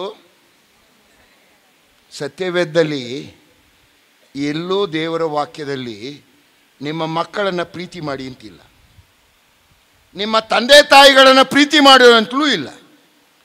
ಸತ್ಯವೇದದಲ್ಲಿ ಹೇಳೋದು ಒಂದೇ ಒಂದು, ನಿಮ್ಮ ಹೆಂಡತಿಯರನ್ನು ಪ್ರೀತಿಸಿರಿ, ಅಪ್ಪ ಅಮ್ಮನನ್ನು ಸನ್ಮಾನಿಸಿರಿ, ಮಕ್ಕಳನ್ನು ಶಿಕ್ಷಿಸಿರಿ. ಇಬ್ರಿಯ 12:7 ಮತ್ತು 8ನೇ ವಚನ, ಮಕ್ಕಳನ್ನು ಶಿಕ್ಷಿಸಿರಿ. 103ನೇ ಕೀರ್ತನೆ 13ನೇ ವಚನ, ಮಕ್ಕಳನ್ನು ಕನಿಕರಿಸಿರಿ. ಧರ್ಮೋಪದೇಶಕಾಂಡ 1:31, ಮಕ್ಕಳನ್ನು ಹೊರಿರಿ. ತಂದೆಯು ಮಕ್ಕಳನ್ನು ಹೊತ್ತ ಮೇರೆಗೆ ನಾನು ನಿಮ್ಮನ್ನು ಹೊತ್ತುಕೊಂಡೆ. ಗಮನಿಸ್ರಿ, ಎಲ್ಲಿ ಕೂಡ ನಿಮ್ಮ ಮಕ್ಕಳನ್ನು, ಕ್ರಿಸ್ತನು ಸಭೆಯನ್ನು ಪ್ರೀತಿ ಮಾಡಿ ಪ್ರಾಣ ಕೊಟ್ಟ ಮೇರೆಗೆ ನಿಮ್ಮ ಮಕ್ಕಳನ್ನು ಪ್ರೀತಿ ಮಾಡಿ ಅಂತ ಎಲ್ಲೂ ಇಲ್ಲ. ಆ ಪ್ರೀತಿ ಅನ್ನುವಂಥದ್ದು ಹೆಂಡತಿ ಗಂಡ, ಗಂಡ ಹೆಂಡತಿ ಮಾತ್ರ. ಏನು ಮಾಡಿದ್ರಿ ಮತ್ತೆ ನೀವು? ನಿನ್ನ ಗಂಡನಿಗಿಂತ ನಿನ್ನ ಮಗು ದೊಡ್ಡದ? ಯಾಕೆ ನಿನ್ನ ಪ್ರೀತಿ ಬದಲಾಯಿತು? ದೇವರ ನಿಯಮ ಅದಲ್ಲ, ದೇವರ ನಿಯಮ ಅದಲ್ಲ. ನಿನ್ನ ಗಂಡ ಹೆಂಡತಿ ಆ ಸ್ಥಾನದಲ್ಲಿ ದೇವರು ಯಾರನ್ನು ನೋಡ್ಲಿಕ್ಕೆ ಇಷ್ಟಪಡೋದಿಲ್ಲ. ಸೇರ್ಬೇಕು ಅಂದ್ರೆ ಏನಂತ ತಿಳ್ಕೊಂಡಿದ್ದೀರಿ? ನಿಮ್ಮ ಮಧ್ಯದಲ್ಲಿ ಯಾವುದೇ ತಡೆಗಳಾಗಲಿ, ನಿನ್ನ ತಂದೆ ತಾಯಿ ಆಗಲಿ, ನಿನ್ನ ಮಕ್ಕಳಾಗಲಿ, ಯಾರೂ ಮಧ್ಯ ಬರಲಿಕ್ಕೆ ಸಾಧ್ಯತೆ ಇಲ್ಲ. ಸೇರ್ಬೇಕಂದ್ರೆ ಗ್ಲೂ ಅಂಟ್ಕೋ ಅಂತ. ಈ ಅಂಟ್ಕೊಂಡಾಗ ನೀವು ಸ್ಟ್ಯಾಂಪ್ ಅಂಟಿಸ್ತೀರಿ, ಕವರ್ಗೆ ಕೀಳ್ತೀರಿ, ಕೀಳ್ಬೇಕಾಗುತ್ತೆ. ಕೀಳ್ತೀರಿ ಅಂತ ತಿಳ್ಕೊಳ್ಳಿ. ಯಾವ ಡ್ಯಾಮೇಜ್ ಆಗುತ್ತೆ ನೋಡೋಣ. ನಮ್ಮ ಎಂಥದ್ದು ಇದು, ಕಸ್ತೂರ್ ಅವರ ಜನರಲ್ ನಾಲೆಡ್ಜ್ ಹೆಂಗಿದೆ ಅಂತ. ಒಂದು ಸ್ಟ್ಯಾಂಪನ್ನಮ್ಮ ಒಂದು ಕವರ್ಗೆ ಅಂಟಿಸಿದ್ದೀರಿ ಅಂತ ತಿಳ್ಕೊಳ್ಳಿ. ಅದನ್ನು ಬಿಚ್ಚಲಿಕ್ಕೆ ಹೋಗ್ತೀವಿ, ಏನು ಡ್ಯಾಮೇಜ್ ಆಗುತ್ತೆ? ಕವರು ಆಮೇಲೆ ಸ್ಟ್ಯಾಂಪು ಎರಡೂ ಡ್ಯಾಮೇಜ್. ಗಂಡ ಹೆಂಡತಿ ಒಂದಾಗಾಗ ಮಧ್ಯದಲ್ಲಿ ಯಾರು ಬಂದು ಡ್ಯಾಮೇಜ್ ಮಾಡಿದ್ರು ಇಬ್ಬರು ಡ್ಯಾಮೇಜ್ ಆಗ್ತಾರೆ. ಸತ್ಯವೇದ ಹೇಳೋದು ನಿಮ್ಮಿಬ್ಬರ ಮಧ್ಯದಲ್ಲಿ ಒಬ್ಬರಿಗೆ ಬರಕ್ಕೆ ಚಾನ್ಸ್ ಇರೋದು. ಹೋದ್ರಿ ಪ್ರಸಂಗಿ ಬರೆದ ಪುಸ್ತಕ 4ನೇ ಅಧ್ಯಾಯ 12ನೇ ವಚನ. ಪ್ರಸಂಗಿ 4:12. ಒಬ್ಬೊಂಟಿಗನನ್ನು ಜಯಿಸಬಲ್ಲವನಿಗೆ ಇಬ್ಬರು ಎದುರಾಗಿ ನಿಲ್ಲಬಹುದು, 3 ಉರಿಯ ಹಗ್ಗ ಬೇಗ ಕಿತ್ತು ಹೋಗುವುದಿಲ್ಲವಷ್ಟೇ. 3 ಉರಿಯ ಹಗ್ಗ. ನಾನು ಇದರ ಬಗ್ಗೆ ಈ ಹಗ್ಗ ಮಾಡೋರಲ್ಲಿ ಒಮ್ಮೆ ಕೇಳಿದೆ, ಎಷ್ಟು ಸುಂದರವಾಗಿ ಹೇಳ್ದ ಗೊತ್ತಾ ನಿಮಗೆ? ಅಣ್ಣ, ಹಗ್ಗ ಮಾಡುವಾಗ 3 ಉರಿಯಷ್ಟು ಗಟ್ಟಿ ಹಗ್ಗ 5 ಉರಿ ಹಾಕಿದ್ರು ಬರಲ್ಲ, 6 ಉರಿ ಹಾಕಿದ್ರು ಬರಲ್ಲ. ಆ 3 ಉರಿ ಮಾತ್ರ ಸರಿಯಾಗಿ ಕೂತ್ಕೊಳ್ಳೋದು ಅಂತ ಹೇಳ್ತಾರೆ. ಭಾಳ ಗಟ್ಟಿ ಅಣ್ಣ. ಎಷ್ಟು ಸುಂದರವಾಗಿ ದೇವರಾತ್ಮನ ಹೇಳ್ತಾನೆ, ಕೇಳಿಸ್ಕೊಳ್ರಿ. 3 ಉರಿಯಿಂದ ಮಾಡಿರುವ ಹಗ್ಗ ಕಿತ್ತು ಹೋಗುವುದಿಲ್ಲ. ಆ 3 ಉರಿ ಯಾರು? ದೇವರ ಆತ್ಮನ ಪ್ರಕಾರ, ದೇವರ ನಿಯಮದ ಪ್ರಕಾರ ಗಂಡ ಹೆಂಡತಿ ಕ್ರಿಸ್ತನು. ನಿಮ್ಮ ಅಪ್ಪ ಅಮ್ಮ ಮಧ್ಯೆ ಬಂದರೆ ಅವರೇನು ಮಾಡ್ತಾರೆ? ನೀವೇ ನಿಮ್ಮ ಮನೇಲಿ ನೀವೇನು ಮಾಡ್ತೀರಿ? ನಮ್ಮಪ್ಪನ ಕೇಳಬೇಕು ಅಂತೀರಿ ಅನ್ಕೊಳ್ಳಿ. ಹೆಣ್ಮಕ್ಳು ಏನೇ ವಿಚಾರಕ್ಕೆ ಏನಾರು ಹೇಳಿದ್ರೆ ನಮ್ಮಪ್ಪನ ಕೇಳ್ತೀನಿ ಅಂತಂದ್ರೆ ಅವ ಏನು ಮಾಡ್ತಾನೆ? ಗಂಡ ಏನು ಮಾಡ್ತಾನೆ? ನೀನು ನಿಮ್ಮಪ್ಪನ ಕೇಳಿದ್ರೆ ನಾನು ನಮ್ಮಪ್ಪನ ಕೇಳ್ತೀನಿ ಅಂತಾನೆ. ಅವ ಏನಾದರೂ ನಮ್ಮ ಅಪ್ಪನಂಗೆ ನೀನಿಲ್ಲ ಅಂತಂದರೆ ನೀವು ನಿಮ್ಮ ಅಪ್ಪನ ರೋಲ್ ಮಾಡೆಲ್ ಮಾಡ್ಕೊಂಡಿರ್ತೀನಿ. ಮಾಡಬೇಡಿ ಅಂತ ನಾ ಹೇಳಲ್ಲ. ಬಟ್ ನಿಮ್ಮಪ್ಪ ನಿನ್ನ ಗಂಡ ಆಗ್ಲಿಕ್ಕೆ ಆಗುವುದಿಲ್ಲ. ಅವನ ವರ್ತನೆ ಇವರ ವರ್ತನೆ ಬೇರೆ, ಅವರೇ ಬೇರೆ, ಅವರ ಜೀವಿತ ಬೇರೆ, ಅವರು ಬಂದಿರೋ ರೀತಿ ಬೇರೆ. ನಿನ್ನ ಗಂಡನೇ ಬೇರೆ ಅಲ್ಲ. ನೀನು ನಮ್ಮಪ್ಪನಂಗೆ ನೀನಿಲ್ಲ ಅಂದರೆ ಅವ ಏನಂತಾನೆ? ನಮ್ಮಮ್ಮನಂಗೆ ನೀನಿಲ್ಲ ಅಂತಾನೆ. ಏನಾಯ್ತು ಅಲ್ಲಿ? ಸತ್ಯವೇದ ಹೇಳೋದು ಹಂಗೆ. ಅವರು ಯಾರು ಬರ್ಲಿಕ್ಕೆ ಬರುವುದಿಲ್ಲ ಮಧ್ಯ. ಬರಲಿಕ್ಕೆ ಒಬ್ಬರಿಗೆ ಶಕ್ತಿ ಇರುವಂಥದ್ದು, ಆಸ್ಪದ ಇರುವಂಥದ್ದು 3 ಉರಿ ಮಾತ್ರ. ಆ 3 ಉರಿ ನೀವಿಬ್ಬರು ಬಿಟ್ಟರೆ, ಮಧ್ಯದಲ್ಲಿ ಕರ್ತನ ಬಿಟ್ಟರೆ ಇನ್ಯಾರು ಬರಲಿಕ್ಕೆ ಅವಕಾಶನೇ ಇಲ್ಲ. ಇದನ್ನು ಅರ್ಥ ಮಾಡ್ಕೊಳ್ಬೇಕಲ್ಲ ನಾವು. ಪ್ರಿಯ ತಂದೆ ತಾಯಿಗಳು ಮೊದಲು ಅರ್ಥ ಮಾಡ್ಕೋಬೇಕು. ಮಾತಿಗೂ ಅವರ ಹಿಂದೆ ಬೀಳೋದು, ಮಾತಿಗೂ ಅವ್ರಿಗೆ ಇನ್ಫ್ಲೂಯೆನ್ಸ್ ಮಾಡೋಕ್ಕೆ ನೋಡೋದು, ಇದು ದೇವರ ಪ್ರೀತಿಯ ಮಕ್ಕಳ ವರ್ತನೆ ಅಲ್ಲ ಅದು. ಅದರಿಂದ ಬಿಡಿರಿ ಅಂತ ಹೇಳ್ತಾನೆ. ಸರಿ, ಬಿಟ್ರಿ, ಸೇರಿದ್ರಿ. ಸೇರಿದ ಮೇಲೆ ಅವರು ಒಂದೇ ಶರೀರವಾಗಬೇಕು. ಈ ಒಂದೇ ಶರೀರ ಆಗುವುದು ಅಷ್ಟು ಸುಲಭದಲ್ಲ ಕೆಲಸ ಅಲ್ಲ. ಒಂದೇ ಶರೀರ ಆಗಲಿಕ್ಕೆ ಆಗುವಾಗ ಪುರುಷನಿಗೆ ಕೆಲವು ಜವಾಬ್ದಾರಿ ಇದೆ, ಸ್ತ್ರೀಗೆ ಕೆಲವು ಜವಾಬ್ದಾರಿ ಇದೆ. ಪುರುಷನಿಗೆ ಏನು ಜವಾಬ್ದಾರಿ ಇದೆ? ಒಂದೇ ಶರೀರವಾಗಬೇಕಾದ್ರೆ ಒಂದೆರಡು ಸಂಗತಿಯನ್ನು ನೋಡಲಿಕ್ಕೆ ಪ್ರಯತ್ನ ಮಾಡೋಣ. ಎಫೆಸ ಬರೆದ ಪತ್ರಿಕೆ 5ನೇ ಅಧ್ಯಾಯ, ಎಫೆಸ ಬರೆದ ಪತ್ರಿಕೆ 5ನೇ ಅಧ್ಯಾಯ 22ರಿಂದ 30 ವಚನ ದಯಮಾಡಿ ಓದ್ರಿ. ಸ್ತ್ರೀಯರೇ, ನೀವು ಕರ್ತನಿಗೆ ಹೇಗೋ ಹಾಗೆಯೇ ನಿಮ್ಮ ಗಂಡಂದರಿಗೆ ಅಧೀನರಾಗಿರ್ರಿ.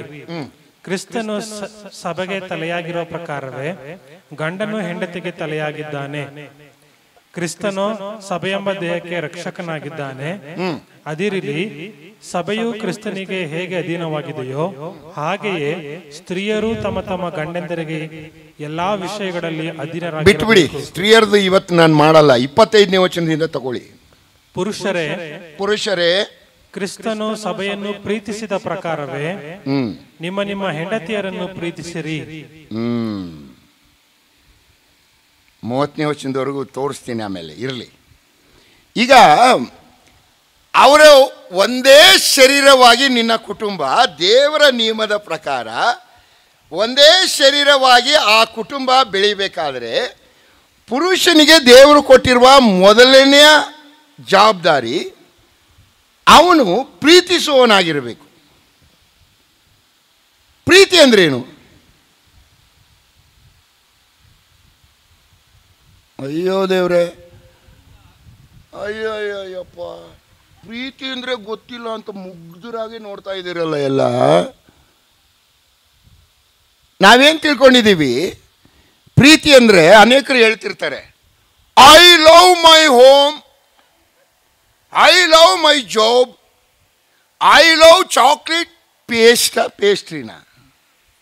ಆ ಪೇಸ್ಟೇ ಅದು ಬಿಡಿ. ನಮ್ಮ ಟೈಮಲ್ಲಿ ಕೇಕ್ ಬರೋದು, ಈಗ ಪೇಸ್ಟ್ ಬರ್ತದೆ. ಅದು ಹಂಚ್ಕೊಳ್ಳೋಕ್ಕೆ ಲಾಯ್ಕು, ತಿನ್ನೋಕ್ಕಾಗಲ್ಲ.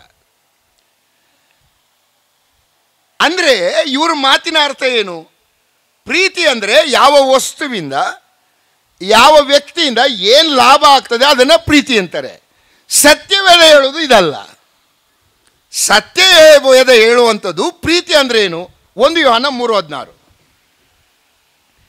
1 ಯೋಹಾನ 3:16. ಇಲ್ಲ ಸಿಸ್ಟರ್, ಪತ್ರಿಕೆ 1 ಯೋಹಾನ 3:16. ಕ್ರಿಸ್ತನು ನಮಗೋಸ್ಕರ ತನ್ನ ಪ್ರಾಣವನ್ನು ಕೊಟ್ಟದರಲ್ಲಿಯೇ ಪ್ರೀತಿ ಇಂಥದ್ದೆಂದು ನಮಗೆ ತಿಳಿದು ಬಂದಿದೆ. ನಾವು ಸಹ ಸಹೋದರರಿಗೋಸ್ಕರ ನಮ್ಮ ಪ್ರಾಣಗಳನ್ನು ಕೊಡುವ ಹಂಗಿನಲ್ಲಿದ್ದೇವೆ.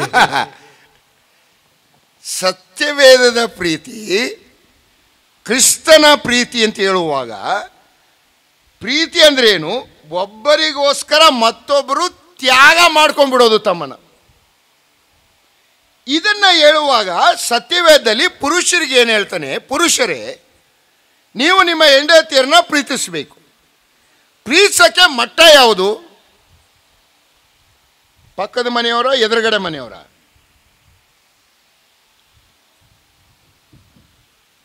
FS 5:25 ಪುರುಷರು ಒಂದು ಒಳ್ಳೆ ಕೆಲಸ ಮಾಡಿದ್ದಾರೆ. ಎಲ್ಲ ಹಿಂದೂ ಕೂತ್ಬಿಟ್ಟವ್ರು, ಏನಾದ್ರು ಕೇಳ್ಕೊ ಹೋಗ ಕಡೆ ಅಂತ.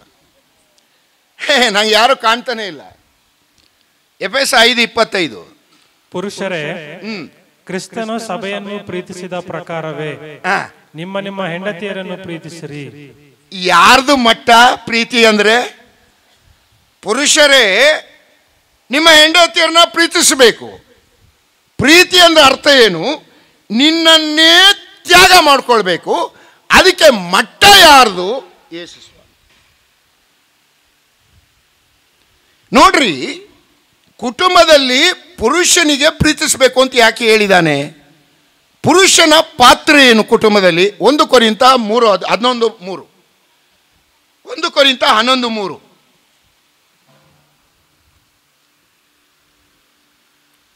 ಆದರೂ ಒಂದು ಸಂಗತಿಯನ್ನು ನೀವು ತಿಳಿಯಬೇಕೆಂದು ನನ್ನ ಇಷ್ಟ. ಅದೇನೆಂದರೆ, ಪ್ರತಿ ಪುರುಷನಿಗೂ ಕ್ರಿಸ್ತನು ತಲೆ, ಸ್ತ್ರೀಗೆ ಪುರುಷನು ತಲೆ, ಕ್ರಿಸ್ತನಿಗೆ ದೇವರು ತಲೆ ಆಗಿದ್ದಾನೆ. ತಲೆಯನ್ನು ಮುಚ್ಚಿಕೊಂಡು ನೋಡ್ರಿ, ಪುರುಷನಿಗೆ ಕುಟುಂಬದಲ್ಲಿ ಕೊಟ್ಟಿರುವ ಸ್ಥಾನ ಶಿರಸ್ಸು. ಯಾಕೆ ಪುರುಷನನ್ನ ಶಿರಸ್ಸಾಗಿ ಮಾಡಿದ್ದಾನೆ? ನಮ್ಮ ದೇವರು ಶಿಸ್ತಿನ ದೇವರು, ಡಿಸಿಪ್ಲಿನ್ ಗಾಡ್. ಕುಟುಂಬ ಎಂಬ ಸಂಸ್ಥೆಯಲ್ಲಿ ಡಿಸಿಪ್ಲಿನ್ ಅನ್ನು ಕಾಪಾಡಲಿಕ್ಕೆ, ಶಿಸ್ತನ್ನು ಕಾಪಾಡಲಿಕ್ಕೆ ಪುರುಷನನ್ನ ನಾಯಕನಾಗಿಟ್ಟಿದ್ದಾನೆ. ನಾಯಕನಾಗಿಟ್ಟಿರುವುದು ಅಧಿಕಾರ ಅಲ್ಲ. ನನ್ನ ಪುರುಷರೇ, ನಿನ್ನನ್ನ ಕುಟುಂಬದಲ್ಲಿ ನಿನ್ನ ಹೆಂಡತಿಯ ಮೇಲೆ ನಿನ್ನನ್ನು ಶಿರಸಾಗಿಟ್ಟಿದ್ದಾನೆ, ನಾಯಕನಾಗಿಟ್ಟಿದ್ದಾನೆ. ನಾಯಕನಾಗಿಟ್ಟಿರುವುದು ನಿನ್ನ ಅಧಿಕಾರ ಅಲ್ಲ, ಜವಾಬ್ದಾರಿ. ಅದಕ್ಕೆ ಉದಾಹರಣೆ ಯಾರು? ಮಾದರಿ ಯಾರು? ಯೇಸು ಕ್ರಿಸ್ತನು. ಯೇಸು ಕ್ರಿಸ್ತನು ಏನು ಹೇಳ್ತಾನೆ? ನಿಮ್ಮಲ್ಲಿ ನಾಯಕನಾಗಬೇಕೆಂದಿರುವವನು ನಿಮ್ಮ ನಿಮ್ಮ ನಿಮ್ಮ ಪಾಪ ಈ ಹೆಣ್ಮಕ್ಳಿಗೆ ಅದೇನು ಮಂಕ್ ಮಾಡಿದಾರೋ, ಬಾಯ ಬಿಡ್ತಿಲ್ಲ ನಮ್ಮ ಗಂಡಿದರೆ ಏನು ಅನ್ಕೊಂತಾರೆ ಅಂತ. ನಿಮ್ಮಲ್ಲಿ ನಾಯಕನಾಗಿ ಅಂದಿರಬೇಕೆಂದಿರುವವನು ಏನಾಗಿರಬೇಕು? ನಿಮ್ಮ ಆಳಾಗಿರಬೇಕು. ಅಂದರೆ ಕುಟುಂಬದಲ್ಲಿ ಈ ಪುರುಷ ಯಜಮಾನ, ನಾಯಕ ಅಂದ್ರೆ ಅರ್ಥ ಏನು? ಅವನು ಕುಟುಂಬದ ದೊಡ್ಡ ಸೇವಕ. ಇದಕ್ಕೆ ಮಾದರಿ ಯಾರು? ಕ್ರಿಸ್ತ. ಕ್ರಿಸ್ತನು ಏನು ಮಾಡ್ದ? ಕ್ರಿಸ್ತನು ನಮ್ಮನ್ನ ಪ್ರೀತಿ ಮಾಡ್ದ ಅಲ್ವಾ? ಅಲ್ಲಿ ಏನು ಹೇಳ್ತಾನೆ? ಎಫೆಸ ಬರೆದ ಪತ್ರಿಕೆಯಲ್ಲಿ ದೇವರಾತ್ಮನ್ ಬರೆಯುವಾಗ, ಪುರುಷರೇ, ನೀನು ನಾಯಕನಾಗಿರೋದ್ರಿಂದ, ಕುಟುಂಬದ ವ್ಯವಸ್ಥೆ ನಿನ್ನ ಕೈಯಲ್ಲಿರೋದ್ರಿಂದ, ನೀನು ನಿನ್ನ ಕುಟುಂಬ ಒಂದೇ ಶರೀರವಾಗಿರಬೇಕಾದ್ರೆ ನೀನು ಪ್ರೀತಿ ಮಾಡಬೇಕು. ಪ್ರೀತಿ ಮಾಡಬೇಕಂದ್ರೆ ಅರ್ಥ ಏನು? ನಿನ್ನನ್ನೇ ತ್ಯಾಗ ಮಾಡಿಕೊಳ್ಬೇಕು. ನಿನ್ನನ್ನೇ ತ್ಯಾಗ ಮಾಡಿಕೊಳ್ಳುವಾಗ ಪ್ರೀತಿ 3 ರೀತಿಯಲ್ಲಿ ವ್ಯಕ್ತವಾಗಬೇಕು. ಎಫೆಸ 5:25-30 ವಚನದಲ್ಲಿ ಆ 3 ರೀತಿ ಯಾವುದು ಅಂತ ಹೇಳ್ತಾನೆ. ಅದರಲ್ಲಿ ಮೊದಲನೇದಾಗಿ ನಿನ್ನ ಪ್ರೀತಿ ಯಾವ ರೀತಿ ವ್ಯಕ್ತ ಆಗಬೇಕು? ಕ್ರಿಸ್ತನು ಸಭೆಗೋಸ್ಕರವಾಗಿ ಪ್ರಾಣ ಕೊಟ್ಟ ಮೇರೆಗೆ ನೀವು ನಿಮ್ಮ ನಿಮ್ಮ ಹೆಂಡತಿಯರನ್ನ ಎಷ್ಟರ ಮಟ್ಟಿಗೆ? ಪ್ರಾಣ ತೆಗೆಯುವ ಮಟ್ಟಿಗೆ. ಪ್ರಾಣ ಕೊಡುವ ಮಟ್ಟಿಗೆ ತೆಗೆಯುವ ಮಟ್ಟಿಗ? ಅದೇನದು ಪ್ರಾಣ ಕೊಡುವ ಮಟ್ಟಿಗೆ? ಇವಳು ನನ್ನ ಮಾತು ಕೇಳಲಿಲ್ಲ ಅಂತ ಪಕ್ಕದ ರೂಮ್ಗೆ ಹೋಗಿ ಹ್ಯಾಂಗ್ ಮಾಡ್ಕೋಬೇಕಾ? ಏನದು ಸಿಸ್ಟರ್? ಯಜಮಾನ್ರು ಇಲ್ಲ ಅಂತ ಕಾಣುತ್ತೆ ಇಲ್ಲಿ. ಕ್ರಿಸ್ತನು ಸಭೆಗೋಸ್ಕರವಾಗಿ ಪ್ರಾಣ ಕೊಟ್ಟ ಮೇರೆಗೆ ಸ್ಟ್ಯಾಂಡರ್ಡ್ ಅಂದರೆ ಪುರುಷನು ಕುಟುಂಬದಲ್ಲಿ ರಕ್ಷಕನ ಪಾತ್ರ ವಹಿಸಬೇಕು. ಕ್ರಿಸ್ತನ ಪಾತ್ರವನ್ನ ಪುರುಷನು ವಹಿಸಬೇಕು. ಅಂದರೆ ಆತ್ಮೀಕವಾದ ರಕ್ಷಕನಲ್ಲ ನಾನು ಹೇಳ್ತಾ ಇರುವಂಥದ್ದು. ಆತ್ಮಿಕ ರಕ್ಷಕನು ಕ್ರಿಸ್ತನು ಒಬ್ಬನೇ. ನೀನು ಕುಟುಂಬದಲ್ಲಿ ನಿನ್ನ ಹೆಂಡತಿ, ನಿನ್ನ ಮಕ್ಕಳಿಗೆ, ಮುಖ್ಯವಾಗಿ ನಿನ್ನ ಹೆಂಡತಿಗೆ ರಕ್ಷಕನಾಗಿ ಯೇಸು ಕ್ರಿಸ್ತನ ರೂಪದಲ್ಲಿ ಕಾಣಿಸ್ಬೇಕು. ನೀನು ಕಾಣಿಸುವಾಗ ನೀನು ಏನು ಮಾಡಬೇಕು? ಪ್ರಾಣವನ್ನೇ ತ್ಯಾಗ ಮಾಡುವಷ್ಟು ಆಕೆಯನ್ನು ಪ್ರೀತಿ ಮಾಡಬೇಕು. ಹಾಗಾದರೆ ಕ್ರಿಸ್ತನು ನಮ್ಮನ್ನು ಯಾವಾಗ ಪ್ರೀತಿ ಮಾಡ್ದ? ರೋಮ 5:8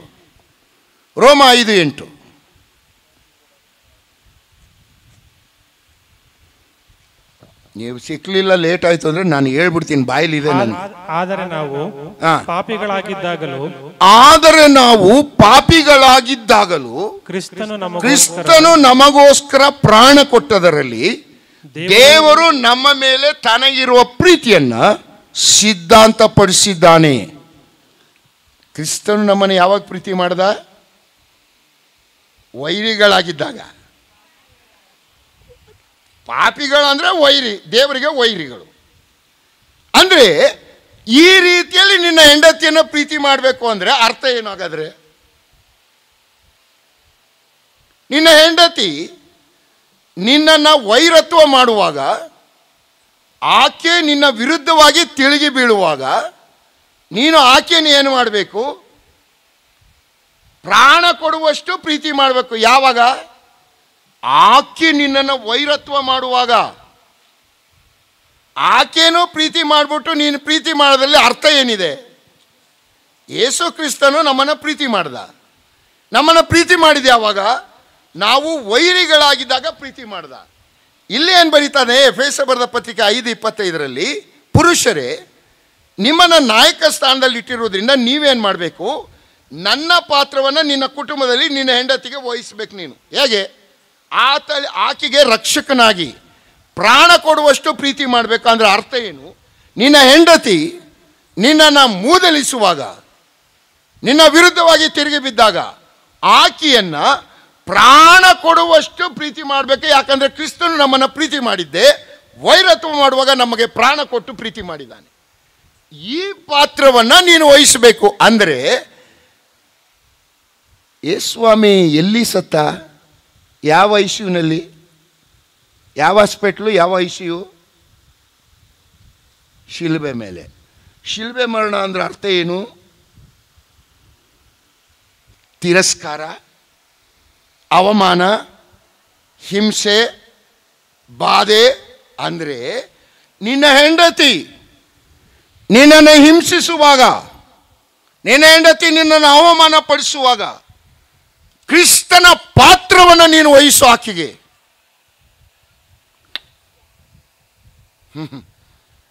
ನನ್ನ ಪ್ರಿಯ ದೇವ ಮಕ್ಕಳೇ, ಎಂಥ ಅದ್ಭುತವಾದ ಯೋಚನೆ ದೇವರ ವಾಕ್ಯದಲ್ಲಿ ಇಟ್ಟಿದ್ದಾನೆ. ನಿನ್ನ ಹೆಂಡತಿ ಅಲ್ವ ಆಕೆ? ನಿನ್ನ ದೇಹದ ಭಾಗ ಅಲ್ವಾ? ಹೆಂಡತಿಯನ್ನೇ ಪ್ರೀತಿ ಮಾಡೋದಂತ ನೀನು. ಯೇಸ್ವಾಮಿ ಹೇಳ್ತಾನೆ, ನಿಮ್ಮ ವೈರಿಗಳನ್ನು ಪ್ರೀತಿ ಮಾಡ್ರಿ. ನಮ್ಮ ಕಡೆ ಒಂದು ಗಾದೆ ಹೇಳ್ತಾರೆ, ಅಟ್ಟಕ್ಕೆ ಆರ್ದಿದವಳು ಆಕಾಶಕ್ಕೆ ಆರ್ತಾಳೆ. ಸ್ವಂತ ಹೆಂಡತಿ ತನ್ನ ತಂದೆ ತಾಯಿ ಎಲ್ಲವನ್ನ ಬಿಟ್ಟು ನಿನಗೆ ಸಂಪೂರ್ಣ ತ್ಯಾಗ ಮಾಡ್ಕೊಂಡಂತ ಆ ಹೆಂಡತಿಯನ್ನೇ ಪ್ರೀತಿ ಮಾಡೋದಂತ ನೀನು ವೈರಿಗಳನ್ನು ಪ್ರೀತಿ ಮಾಡ್ತೀಯಾ? ನೋಡ್ರಿ, ಪ್ರೀತಿ ತ್ಯಾಗದಲ್ಲಿ ವ್ಯರ್ಥ ಆಗಬೇಕು. ನಿನ್ನ ಹೆಂಡತಿಗೆ ನೀನೇನು ಮಾಡಬೇಕು? ಪ್ರತಿದಿನ ಕಲ್ವಾರಿ ಯಾತ್ರೆ ಮಾಡಬೇಕು. ಪುರುಷ, ನಿನ್ನ ಹೆಂಡತಿಯನ್ನು ಯಾವ ಮಾರ್ಗದಿಂದ ಯಾವ ಮಟ್ಟಕ್ಕೆ ನೀನು ಮುಂದೆ ತರಬೇಕಾದ್ರೆ ನೀವಿಬ್ಬರು ಒಂದೇ ಶರೀರವಾಗಿ ದೇವರ ಚಿತ್ತದಲ್ಲಿ ಯೋಗ್ಯವಾದ ಕುಟುಂಬವಾಗಿ, ಆಕೆ ಅದ್ಭುತವಾದ ದೇವರ ಮಗಳಾಗಿ ಆಶೀರ್ವಾದವಾಗಿ ನಿನ್ನ ಕುಟುಂಬ ಆಗಬೇಕಾದ್ರೆ ನೀನು ಆಕೆಗೋಸ್ಕರವಾಗಿ ಪ್ರತಿದಿನ ಪ್ರತಿ ಕ್ಷಣ ಕಲ್ವಾರಿ ಯಾತ್ರೆ ಮಾಡಬೇಕು. ನೀನು ಎಷ್ಟು ದೊಡ್ಡ ಶಿಲ್ಬೆಯನ್ನು ಹೊರ್ತೀಯ ಅಷ್ಟು ದೊಡ್ಡ ಪ್ರೀತಿ ನೀನು ನಿನ್ನ ಹೆಂಡತಿಯನ್ನು ಮಾಡ್ತಾ ಇದ್ದೆ ಅಂತ ಅರ್ಥ. ಅಂದರೆ ಹೆಂಡತಿ ನಿನ್ನನ್ನು ದ್ವೇಷ ಮಾಡುವಾಗ, ಹೆಂಡತಿ ನಿನ್ನ ವಿರುದ್ಧವಾಗಿ ವರ್ತಿಸುವಾಗ, ನೀನು ಕ್ರಿಸ್ತನು ಪ್ರಾಣ ಕೊಟ್ಟ ಮೇರೆಗೆ, ತ್ಯಾಗ ಮಾಡಿಕೊಂಡ ಮೇರೆಗೆ ಆಕೆಗೋಸ್ಕರವಾಗಿ ನಿನ್ನನ್ನೇ ತ್ಯಾಗ ಮಾಡುವಂಥ ಜವಾಬ್ದಾರಿಯನ್ನು ಪುರುಷನಿಗೆ ದೇವರು ಕೊಟ್ಟಿದ್ದಾನೆ, ಮನೆಯ ನಾಯಕನಾಗಿ. ಇದು ಒಂದು. ಎಫೆಸ 5:25. 2 ಏನು ಓದ್ತೀರಿ? ಅದೇ 5ನೇ ಅಧ್ಯಾಯ 26ನೇ ವಚನ. ಆತನು ಅದನ್ನು ಪ್ರತಿಷ್ಠೆಪಡಿಸುವುದಕ್ಕಾಗಿ ತನ್ನನ್ನು ಒಪ್ಪಿಸಿಕೊಟ್ಟನು. ಅದನ್ನು ಕಳಂಕ, ಸುಕ್ಕು ಮುಂತಾದದ್ದೊಂದು ಇಲ್ಲದ ಕನ್ನಿಕೆಯೋ ಎಂಬಂತೆ ಪರಿಶುದ್ಧವೂ ನಿರ್ದೋಷವೂ ಮಹಿಮೆಯುಳ್ಳದ್ದೂ ಆಗಿರುವ ಸಭೆಯನ್ನಾಗಿ. ಎರಡನೇದಾಗಿ, ಯು ಮಸ್ಟ್ ಬಿ ಎ ಸ್ಯಾಂಕ್ಟಿಫೈಯರ್. ಪುರುಷನೇ, ನೀನು ಪ್ರೀತಿಯನ್ನು ವ್ಯಕ್ತ ಮಾಡಬೇಕು. ವ್ಯಕ್ತ ಮಾಡುವಾಗ ಮೊದಲನೇದಾಗಿ ನೀನು ರಕ್ಷಕನಾಗಿ ಕಾಣಬೇಕು, ಪ್ರಾಣ ಕೊಡುವಷ್ಟು. ಅವಳು ನಿನ್ನನ್ನು ವೈರತ್ವ ಮಾಡುವಾಗ ನೀನು ಆಕೆನ ಪ್ರಾಣ ಕೊಡುವಷ್ಟು ಪ್ರೀತಿ ಮಾಡಬೇಕು. 2, ನೀನು ನಿನ್ನ ಹೆಂಡತಿಗೆ ಶುದ್ಧೀಕರಿಸುವನಾಗಿ ಕಾಣಬೇಕು. ವಾಕ್ಯೋಪಸಹಿತವಾದ ಜಲಸ್ನಾನವನ್ನು ಮಾಡಿಸಬೇಕು. ವಾಕ್ಯವೆಂಬ ಖಡ್ಗ ಹಿಡ್ಕೊಂಡು ನಿಮ್ಮ ಹೆಂಡತಿನ ಕತ್ತರಿಸಿ ಅಂತ ಹೇಳಿಲ್ಲ. ವಾಕ್ಯವೆಂಬ ಜಲಸ್ನಾನ. ಏನದು ವಾಕ್ಯವೆಂಬ ಜಲಸ್ನಾನ? ನಿಮ್ಮ ಹೆಂಡತಿಯರಿಗೆ, ಪುರುಷರೇ, ಒಂದು ಸೇವೆಯರ್, ಎರಡನೇದು ಯು ಆರ್ ಎ ಸ್ಯಾಂಕ್ಟಿಫೈಯರ್. ಯಾವ ರೀತಿಯಲ್ಲಿ?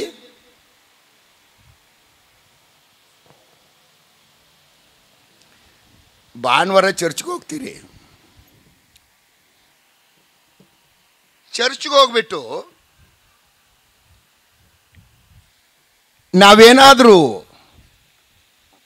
ಸ್ತ್ರೀಯರ ವಿರುದ್ಧವಾದಂಥ ಅಥವಾ ಸ್ತ್ರೀಯರ ಬಗ್ಗೆ ಸತ್ಯವೇದದಿಂದ ಭಾಳ ಖಂಡನೆ ಅವರ ಇರುವ ತಪ್ಪುಗಳನ್ನು ಎತ್ತಿ ಪ್ರಸಂಗ ಮಾಡಿದ್ರೆ ಗಂಡ ಮನೆಗೆ ಬರ್ತಾನೆ, ಎಂಥ ಪ್ರಸಂಗ ಕಣೆ, ಸದ್ಯ ನೀನು ಬಂದಿದ್ಯಲ್ಲ ಒಳ್ಳೇದಾಯಿತು, ಕೇಳಿಸ್ಕೊಂಡ್ಯಾ, ನಿನಗೇ ಇತ್ತು ಪ್ರಸಂಗ. ಪುರುಷರದ್ದೇನಾದರೂ ಎತ್ತಿ ಮಾತಾಡಿದರೆ ಈ ಅಮ್ಮ ಮನೆಗೆ ಹೋಗ್ತದೆ, ಕೇಳಿಸ್ಕೊಂಡ್ರೇನ್ರಿ, ಸದ್ಯ ನೀವು ಬರೋದಿಲ್ವೋ ಅಂದ್ಕೊಂಡಿದ್ದೆ, ನಿಮಗೇ ಇತ್ತು ಪ್ರಸಂಗ. ಇವ್ರ ಪ್ರಸಂಗ ಕೇಳಿದ್ದು ಯಾಕೆ? ಒಬ್ರನ್ನೊಬ್ರು ಕುಯ್ಯಕ್ಕೆ. ಮಾಡಿಲ್ವಾ? ಇಲ್ಲಿರೋರು ಒಬ್ಬರು ಮಾಡಿಲ್ಲ ಅಂದರೆ ನಿನ್ನಷ್ಟು ದೊಡ್ಡ ಸುಳ್ಳುಗಾರ ಯಾರೂ ಇಲ್ಲ. ಸತ್ಯವೆಂಬುದು ನಿನ್ನಲ್ಲಿಲ್ಲ, 1 ಯಾನ 1:8. ನಾನು ಮಾತಾಡುವಾಗ ಪ್ರಾಕ್ಟಿಕಲ್ ಆಗೇ ಮಾತಾಡ್ತೀನಿ. ನೋಡ್ರಿ, ಪುರುಷನಿಗೆ ದೇವರು ಯಾವ ಪಾತ್ರ ಕೊಟ್ಟಿದ್ದಾನೆ? ನೀನು ರಕ್ಷಕನಾಗಿ ಇರಬೇಕು, ಸೇವೆಯ ಕ್ರಿಸ್ತನ ಪಾತ್ರ ವಹಿಸ್ಬೇಕು, ನೀನು ಪ್ರಾಣ ಕೊಡುವಷ್ಟು ಪ್ರೀತಿ ಮಾಡಬೇಕು. 2, ನಿನ್ನ ಹೆಂಡತಿಯನ್ನು ವಾಕ್ಯವೆಂಬ ಜಲಸ್ನಾನದಿಂದ ತಿದ್ದಬೇಕು. ಹಂಗಂದ್ರೆ ಏನು ಮಾಡಬೇಕು? ಪುರುಷ ಸಾಯಂಕಾಲ ಆಯ್ತಂದ್ರೆ ಬಾರೆ ಬೈಬಲ್ ಎತ್ಕೊಂಬಾರೆ, ತಗೊಳ್ಳೆ, ಓದೆ, ಏನಿದೆ ಗೊತ್ತಾ, ನೋಡ್ದೇನೆ, ನೀನು ಸರಿ ಮಾಡ್ಕೋಬೇಕು ಕಣೆ, ಹಂಗೆ ಹೇಳ್ಬೇಕಾ? ಹೆಂಗೆ? ನಮ್ಮ ಪುರುಷರೆಲ್ಲ ಹಿಂದೆ ಸಿಕ್ಕಾಕೊಂಡ್ಬಿಟ್ಟವ್ರೆ. ನನಗೆ ಇಲ್ಲಿ ಸಿಗ್ತಾನೆ ಇಲ್ವಲ್ಲ. ನನಗೆ ವಾಕ್ಯವೆಂಬ ಜಲಸ್ನಾನ ಮಾಡಿಸ್ಬೇಕು ನಿಮ್ಮ ಹೆಂಡತಿಯರಿಗೆ. ಪ್ರೀತಿ ತೋರಿಸೋದು 2ನೇದು. ಹೇಗೆ?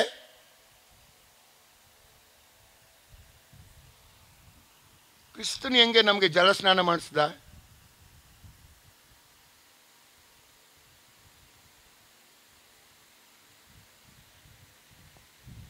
ನಿನ್ನ ಜೀವಿತದಲ್ಲಿ ಇರಬೇಕದು. ನಿನ್ನ ಬೋಧನೆ ಯಾರೂ ಕೇಳಲ್ಲ. ನೀನು ಆಕೆಯ ದೀನತ್ವನ ವಿಧೇಯತ್ವನ ನೀನು ಬಯಸುವಂಥವನು. ನೀನು ನಿನ್ನ ಶಿರಸ್ಸು ಯಾರಿದ್ದಾರೆ? ನೀನು ಇಂಡಿಪೆಂಡೆಂಟಾ? ನೀನು ಶಿರಸ್ಸು ಸರಿ ಹೆಣ್ಣು ಮಗಳಿಗೆ, ಹೆಂಡತಿಗೆ ನೀನೇ ಶಿರಸ್ಸು. ನಿನ್ನ ಮೇಲೆ ಯಾರಿದ್ದಾರೆ? ಕ್ರಿಸ್ತನ ಮೇಲೆ ಯಾರಿದ್ದಾರೆ? ಹಾಗಾದರೆ ನೀನು ನಿನ್ನ ಶಿರಸ್ಸಾದ ಕ್ರಿಸ್ತನಿಗೆ ವಿಧೇಯನಾಗದೆ ನಿನ್ನ ಹೆಂಡತಿ ಮಾತ್ರ ನಿನಗೆ ವಿಧೇಯನಾಗಬೇಕಂದ್ರೆ ಹೆಂಗೆ ವಿಧೇಯಳಾಗ್ತಾಳೆ ಆಕೆ? ಎಲ್ಲಿ ವಿಧೇಯಳಾಗ್ತಾಳೆ ಆಕೆ? ಅಂದರೆ ಆಕೆಗೆ ವಾಕ್ಯೋಪದೇಶ ಮಾಡು ಅಂದರೆ ಏನು ಗೊತ್ತಾ? ನೀನು ವಾಕ್ಯದ ಪ್ರಕಾರ ನೀನು ನಡೀತಾ ಇರೋನಾಗಿರಬೇಕು. ಆಕೆಗೆ ಮುದ ನೀಡಬೇಕು. ನೀನನ್ನು ನೋಡುವಾಗ ಅಯ್ಯೋ ನಮ್ಮ ಯಜಮಾನರು ಎಷ್ಟು ಭಕ್ತಿಯಿಂದ ವರ್ತಿಸ್ತಾರೆ, ನಾನು ಯಾಕೆ ಹಿಂಗೆ ವರ್ತಿಸ್ಬೇಕು ಅನ್ನೋದು ಅವ್ರಿಗೆ ಬರಬೇಕು. You are a sanctifier. ನೋಡ್ರಿ, ನಮ್ಮ ಆದಮ ಬ್ಯಾಡ್ ಕಮ್ಯುನಿಕೇಟರ್. ದೇವರ ಆದಾಮನ ಉಂಟು ಮಾಡ್ದ. ಏನು ಹೇಳ್ದ ಅವನಿಗೆ? ತೋಟಕ್ಕೆ ಕರ್ಕೊಂಡ್ಬಂದ. ತೋಟಕ್ಕೆ ಕರ್ಕೊಂಡು ಬಂದು ಆದಿಕಾಂಡ ಪುಸ್ತಕ 2ನೇ ಅಧ್ಯಾಯ 17ನೇ ವಚನದಿಂದ ಓದ್ತೀರಿ. ಏನು ಹೇಳ್ದ? ಎಲ್ಲ ಮರದ ಹಣ್ಣನ್ನು ಯಥೇಚ್ಛವಾಗಿ ತಿನ್ನು, ಆದರೆ ತೋಟದ ಮಧ್ಯದಲ್ಲಿರುವ ಒಳ್ಳೆಯದರ ಕೆಟ್ಟದರ ಅರಿವನ್ನು ಹುಟ್ಟಿಸುವ ಮರದ ಹಣ್ಣನ್ನು ತಿನ್ನಬಾರದು. ತಿಂದ ದಿನ ಸತ್ತೇ ಸಾಯಿವಿ. ಆಯ್ತಲ್ಲ? ಆದಿಕಾಂಡ 3ನೇ ಅಧ್ಯಾಯದಲ್ಲಿ ಸೈತಾನು ಸರ್ಪದ ರೂಪದಲ್ಲಿ ಬಂದ. ಯಾರ ಹತ್ರ ಬಂದ? ಯಾಕೆ? ಸೈತಾನ್ ಗೊತ್ತಿತ್ತು. ಶಿರಸ್ಸು ನೋಡ್ರಿ, ಆದಿಯಲ್ಲೇ ಉಲ್ಟಾ ಹೊಡೆದ. ಅವನು ಬಂದಿದ್ದು ಸ್ತ್ರೀ ಹತ್ರ. ಏನು ಕೇಳ್ದ? ಅವ್ವಾ ಇವಳು ಬೋಲ್ಡು. ಯಾಕಂದ್ರೆ ಇವ ಹೋಗಲೇ ಬರಲೇ ಅಂತಿದ್ದೇನೋ ಗೊತ್ತಿಲ್ಲ ನನಗೆ. ನಾನು ನನ್ನ ಹೆಂಡತಿ ಮಗಳನ್ನು ಬಾರಮ್ಮ ಹೋಗಮ್ಮ ಅಂತೀನಿ. ಒಂದು ವಿಧವೆ ಅಮ್ಮ ಬಂದಿತ್ತು ನನ್ನ ಮನೆಗೆ. ಇದೇನು ಬ್ರದರ್, ನಿಮ್ಮ ಹೆಂಡ್ತಿನ ಬಾಮ್ಮ ಹೋಗಮ್ಮ ಅಂತೀರಿ? ಇನ್ನೇನು ಅನ್ಬೇಕಿತ್ತು? ಆ ಮುದುಕಿರು ಇರ್ತಾರಲ್ಲ ಕೆಲವರು ಬೋರ್ಡ್ ಮಾಡ್ಕೊಂಡು, ಬಾರೆ ಹೋಗೆ, ಸರಿ ನೀವು ಹೋಗೆ ಬಾರೆ ಅಂತೀರಲ್ವಾ, ಅವಳು ತಿರ್ಕೊಂಡು ಹೋಗಲೋ ಬರಲೋ ಅಂದ್ಬಿಟ್ಟು ಏನು ಮಾಡ್ತೀರಿ ಅಂದೆ. ಯಾವ ಸ್ಥಿತಿಯ ಜನ ನಾನು? ನೀವು ಯಾವ ರೀತಿಯ ಜನ ನಾನು? ಹೋಗ್ಲಿ, ಯೇಸುಸ್ವಾಮಿ ಏನು ಮಾಡ್ದ? ಒಬ್ಬ ವ್ಯಭಿಚಾರ ಮಾಡುವಾಗ ಒಬ್ಬ ಸ್ತ್ರೀಯನ್ನು ರೆಡ್ ಹ್ಯಾಂಡಾಗಿ ಹಿಡ್ಕೊಂಡ್ಬಂದರು. ಸಮಾರ್ಯ ಸ್ತ್ರೀಯ 4ನೇ ಯೋಹಾನ ಬರೆಸುವತ್ತೆ 4ನೇ ಸಮಾರ್ಯ ಸ್ತ್ರೀ. ಆಕೆ ಜಾರತ್ವ ಮಾಡಿದವಳು. ಆಕೆಯನ್ನ ಹೋಗೆಲೆ ಬಾರೆಲೆ ಅನ್ನ ಅಮ್ಮ ಮರಿಯಳನ್ನು ಕರೆಯುವ ರೀತಿಯಲ್ಲಿ, ತನ್ನ ತಾಯಿಯನ್ನು ಕರೆಯುವ ರೀತಿಯಲ್ಲಿ, ಅಮ್ಮ ಅಮ್ಮ ಯಾರು ನಿನಗೆ ಶಿಕ್ಷೆ ಮಾಡಲಿಲ್ಲವೋ? ಎಂಥ ದೇವರ ಶಿಷ್ಯರಾದಂಥ ನಾನು ನೀನು ಇವತ್ತು ನಿನ್ನ ಮನೆಯಲ್ಲಿ ನಿನ್ನ ಹೆಂಡತಿಯನ್ನು ನೀನು ಯಾವ ರೀತಿಯಲ್ಲಿ ನೋಡ್ತಾ ಇದ್ದಿ? ಯೇಸುಸ್ವಾಮಿ ಮಗನ ನೀನು. ನೋಡ್ರಿ ಏನಾಯಿತು, ದೇವರು ಹೇಳಿ ಹೋಗಿದ್ದ. ಈಗ ಯಾರು ಬಂದರು? ಸರ್ಪ ಅವಳ ಬಳಿ ಬಂತು. ಅವಳು ಏನು ಹೇಳ್ದ? ಕೆಲವನ್ನ ಸೇರಿಸ್ಕೊಂಡ, ಕೆಲವನ್ನ ಬಿಟ್ಬಿಟ್ಲು. ಸರ್ಪ ಕೇಳಿದಾಗ ಇವಳೇನು ಹೇಳ್ತಾಳೆ? ಮರಗಳ ಹಣ್ಣನ್ನು ತಿನ್ನಬಹುದು ಅಂತ ಹೇಳಿದ್ದಾನೆ. ಸತ್ಯನಾ? ಅದು ಸತ್ಯನಾ? ಎಲ್ಲ ಯಥೇಚ್ಛ, ಎರಡು ಬಿಟ್ಲು. ದೇವ್ರು ಹೇಳಿದ್ದು ಎಲ್ಲ ಮರದ ಹಣ್ಣು ಯಥೇಚ್ಛವಾಗಿ ತಿನ್ನು. ಏನು ಶುಗರ್ ಬರ್ತದೆ ಅಂತ 50 ಗ್ರಾಮ್ ತಿನ್ನು ಅಂತ ಹೇಳಿದ್ನ. ದ್ರಾಕ್ಷಿ ಮುಟ್ಟಕ್ಕೆ ಹೋಗಬೇಡ, ಅಲ್ಸರಣಾದರೆ ಮುಟ್ಲೇಬೇಡ, ಶುಗರ್ ಬಂದ್ಬಿಡ್ತದೆ, 50 ಗ್ರಾಮ್ ತಿನ್ನು ಅಂತ ಹೇಳಿದ್ನ. ಏನು ಹೇಳ್ದ ದೇವರು? ನಮ್ಮ ದೇವರು ತಿನ್ಸೋ ದೇವರು. ಡಾಕ್ಟ್ರುಗಳು ತಿನ್ಬೇಡಿ ಅಂತಿದ್ದಾರೆ, ಯಾಕೆ ಶಾಪಗ್ರಸ್ತವರ ಲೋಕ. ದೇವರೇನು ಹೇಳ್ದ? ಎಲ್ಲ ಮರದ ಹಣ್ಣನ್ನು ಯಥೇಚ್ಛವಾಗಿ ತಿನ್ನು. ಎರಡು ಬಿಟ್ಲು. ಮರಗಳ ಹಣ್ಣನ್ನು ತಿನ್ನಬಹುದು ಅಂತ ಹೇಳಿದ್ದಾನೆ. ಎರಡನೇದು ಮಿಸ್ಟೇಕ್ ಏನು? ಆ ಒಳ್ಳೆಯದರ ಕೆಟ್ಟದರ ಮರದ ಹಣ್ಣನ್ನು ತಿನ್ನಬೇಡ ಅಂತ ಹೇಳಿದ. ಮುಟ್ಲೂ ಬೇಡ ಅಂದಿದ್ದಾನೆ. ಸೇರಿಸಿಲ್ಲ. ಮುಟ್ಬೇಡ, ಯಾಕೆ ಬಿದ್ದು ಒದ್ದಾಡು, ತಿನ್ನಬೇಡ ಅಂತ ಹೇಳಿದ್ದಾನೆ ಅಷ್ಟೇ. ಸೇರಿಸಿದ್ಲು. ಕೊನೆಯದಾಗಿ ತಿಂದ ದಿನ ಸಾಯಿ ಬಂದಿದ್ದಾನೆ. ಇಲ್ಲ, ಸತ್ತೇ ಸಾಯಿ ಬಂದಿದ್ದ. ಸರಿ, ಈ ತಪ್ಪು ಯಾರ್ದಾಗಾದ್ರೆ? 1 ಕೊರಿಂಥ 15ನೇ ಅಧ್ಯಾಯದಲ್ಲಿ ಪೌಲನು ಬರೆಯುವಾಗ, ದೇವರಾತ್ಮನು ಬರೆಯುವಾಗ, ಪಾಪ ಬಂದಿದ್ದು ಯಾರಿಂದ ಅಂತ ಬರೀತಾನೆ? ಆದಾಮನಿಂದ. ಅವಳಂತ ಹೇಳೋದಿಲ್ಲ. ಆ್ಯಕ್ಚುಲಾಗಿ ತಪ್ಪು ಯಾರ್ದು ಇಲ್ಲಿ? ತಪ್ಪು ಯಾರ್ದು? ಧೈರ್ಯವಾಗಿ ಹೇಳಿ. ಅವಳಲ್ವಾ? ನಿಜವಾಗಿ ಅವಳದ ತಪ್ಪು. ಇದನ್ನೆಲ್ಲ ದೇವರು ಹೇಳಿದ್ನಲ್ಲ. ದೇವರು ಯಾರ ಹತ್ರ ಹೇಳಿದ್ದು ಇದನ್ನೆಲ್ಲ? ಹವಳೆಲ್ಲಿದ್ದಾಗ ವಾಕಿಂಗ್ ಹೋಗಿಲ್ಲ. ಹವಳೆಲ್ಲಿದ್ದ ದೇವರು ಆದಾಮನನ್ನ ಸೃಷ್ಟಿ ಮಾಡಿ ಹೇಳುವಾಗ ಹವಳನ್ನು ದೇವರು ಇನ್ನೂ ಸೃಷ್ಟಿನೇ ಮಾಡಿರಲಿಲ್ಲ. ಹಾಗಾದರೆ ಹವಳು ಕೆಲವ್ರನ್ನ ಸೇರಿಸ್ತಾ ಕೆಲವನ್ನ ಬಿಟ್ಲಲ್ಲ, ಇದು ಯಾರು ತಪ್ಪು? ಹಾಗಾದ್ರೆ ಈ ಗಿರಾಕಿ ತನ್ನ ಹೆಂಡತಿಗೆ ಹೇಳುವಾಗ ಬಣ್ಣ ಕಟ್ಟಿ ಹೇಳ್ಬಿಟ್ಟಿದ್ದಾನೆ. ಅವಳು ಏನು ಮಾಡ್ದ? ಅದನ್ನು ಎತ್ತಾವತ್ತಾಗಿ ಅವು ಸರ್ಪಕ್ಕೆ ಹೇಳ್ದ. It's a bad communicator. ನಾವು ದೇವರ ವಾಕ್ಯವನ್ನು ಗಮನಿಸಬೇಕು. ಅದಕ್ಕೆ ಹೇಳೋದು ನಾನು, ಇವತ್ತು ಪುರುಷ ನಿನ್ನ ಜವಾಬ್ದಾರಿ ಏನು ಗೊತ್ತಾ? ಪ್ರೀತಿಯನ್ನು ಹೇಗೆ ತೋರಿಸ್ಬೇಕು ನೀನು? ಒಂದು, ಆಕೆ ನಿನ್ನನ್ನು ವೈರತ್ವ ಮಾಡುವಾಗ, ಅಂದರೆ ಹೆಣ್ಮಕ್ಳು ಗಂಡಂದಿನ ವೈರತ್ವ ಮಾಡಿ ಅಂತ ಅಲ್ಲ, ಅಂಥ ಸಂದರ್ಭ ಬಂದಾಗ ಪುರುಷನು ಹೆಂಡತಿಯನ್ನು ಸಹಿಸ್ಕೊಳ್ಬೇಕು. ಕ್ರಿಸ್ತನು ಹೊಡೆಯುವಾಗ ನೋಡ್ಕೊ ತಿನ್ಕೊಳೋ ಅನ್ನ ಶಿಲ್ವೆ ಮೇಲೆ ಏನಂದ? ತಂದೆಯೇ ತಂದೆಯೇ ಅವರನ್ನು ಕ್ಷಮಿಸು. ನಮ್ಮ ಹೆಂಡ್ತಿರು ಗಲಾಟೆ ಮಾಡಿದಾಗ ನಾವು ದೇವ್ರ ಹತ್ರ ಹೋಗ್ಬಿಟ್ಟು ಏನು ಪ್ರಾರ್ಥನೆ ಮಾಡ್ತೀವಿ? ಸ್ವಾಮಿ, ಅವಳ ಕೈಕಾಲು ಮುರಿದಾಕು ಸದ್ಯಕ್ಕೆ. ಯಾರ ಮಕ್ಕಳು? ಹೆಣ್ಮಕ್ಳೇನು ಕಡಿಮೆ ಇಲ್ಲ. ತುಂಬ ಹಾರಾಡ್ತಾನೆ ನಿಮ್ಮ, ಒಂದು ಸಲ ಕಾಲು ಮುರಿದಾಕ್ಬಿಡು ಅಂತ ಯಾರತ್ರ ಹೇಳ್ತೀರಿ? ಹೇಳಿಲ್ವಾ? ಅಯ್ಯ ಪಾಪನೇ. ನೋಡ್ರಿ, ಕುಟುಂಬ ಅಂತ ಹೇಳುವಾಗ ಪುರುಷ ನಿನ್ನ ಪಾತ್ರ ಏನು ಗೊತ್ತಾ? ನಿನ್ನ ಹೆಂಡತಿಯನ್ನು ವಾಕ್ಯೋಪದಯಿಸ್ತವಾದ ಜಲಸ್ನಾನ, you must be a sanctifier. You communicate ದೇವರ ವಾಕ್ಯವನ್ನು ನೀನು ಆಕೆಗೆ ನಿನ್ನ ಜೀವಿತದ ಮೂಲಕ ತಲುಪಿಸುವವನಾಗಿರಬೇಕು. ನೋಡ್ರಿ, ಆದಾಮನು ತನ್ನ ಹೆಂಡತಿಯನ್ನು ಪಡೀಲಿಕ್ಕೆ ಹೆಂಗೆ ಪಡೆದ?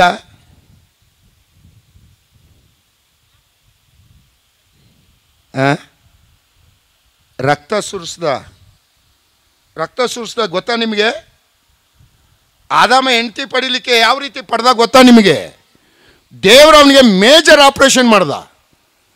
ಆ ಎಲುಬನ್ನು ತೆಗೆದು ಮಾಂಸದಿಂದ ಮುಚ್ಚಿದ. ತನ್ನ ಹೆಂಡತಿಯನ್ನು ಪಡೆಯಲಿಕ್ಕೆ ಅವನು ರಕ್ತವನ್ನು ಚೆಲ್ಲಿ ತನ್ನ ಹೆಂಡತಿ ಪಡೆದ.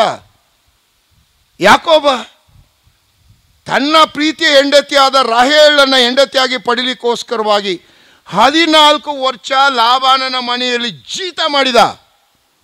ಈಗ ನಿಮಗೆ ಎಲ್ಲಿ ಗೊತ್ತಾಗ್ತದೆ? ಈ ಪ್ರಿಯ ಗಂಡಸರಿಗೆ ಹೋಗ್ತಾರೆ, ಸ್ಟೈಲಾಗಿ ಕೂತ್ಕೋತಾರೆ. ಎಷ್ಟು ಸಂಬಳ ಅವಳಿಗೆ? ಸಂಬಳ ಥರ ಕೆಲಸ ಯಾರ್ದು? ದೇವ್ರು ಯಾರಿಗೆ ಹೇಳಿದ್ದಾನೆ? ಆದಿಕಾಂಡದಲ್ಲಿ ಪುರುಷನಿಗೆ ನಿನ್ನ ಧರ್ಮ, ನೀನು ಎಷ್ಟೇ ಚೆನ್ನಾಗಿರು, ಎಷ್ಟೇ ಯೋಗ್ಯ ವ್ಯಕ್ತಿ ಆಗಿರೋ, ಅದು ಲೆಕ್ಕಕ್ಕಲ್ಲ. ದೇವರ ನಿಯಮ ಏನೋ, ಪುರುಷ ನೀನು ಸಂಪಾದಿಸಿ ದುಡ್ದು ಹಾಕಬೇಕು. ಇದು ಹಂಗಲ್ಲ. ಇಲ್ಲಿ ನಾನು ಹೆಣ್ಮಕ್ಳು ಕೆಲಸ ಮಾಡಬೇಡಿ ಅಂತ ಹೇಳೋದಿಲ್ಲ. ಬಟ್ ಅವರಿಗೆ ಸಂಯಮ ಇದ್ದು, ಅವ್ರ ಕೆಲಸ ಏನು ಗೊತ್ತಾ? ಮಕ್ಕಳನ್ನು ಎತ್ತು ಸಲಹಬೇಕು, ಸಲಹೋದು.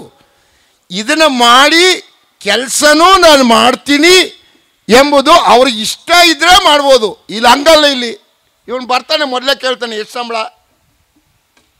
ತಂದೆದೆಲ್ಲ ನನಗೆ ಕೊಟ್ಬಿಡ್ಬೇಕು, ಒಂದು ಪೈಸಾ ಇದಾಗಬಾರ್ದು.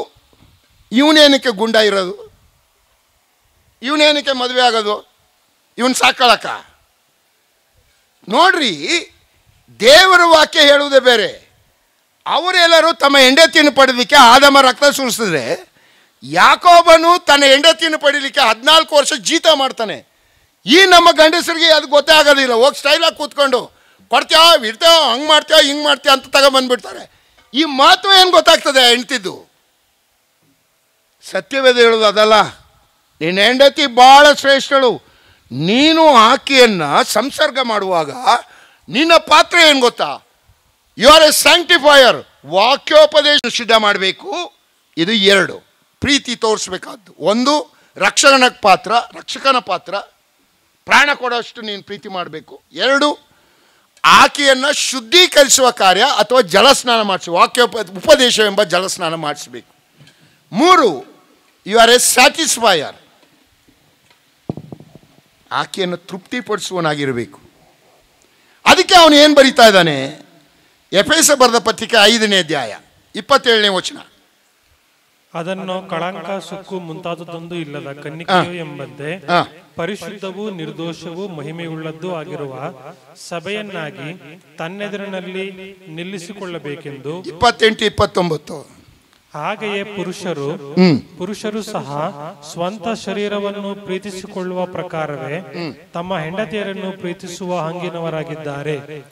ತನ್ನ ಹೆಂಡತಿಯನ್ನು ಪ್ರೀತಿಸುವವನು ತನ್ನನ್ನೇ ಪ್ರೀತಿಸಿಕೊಳ್ಳುವವನಾಗಿದ್ದಾನೆ. ಅಯ್ಯಯ್ಯಪ್ಪ ಅಯ್ಯಯ್ಯಪ್ಪ ಅಯ್ಯಯ್ಯೋ.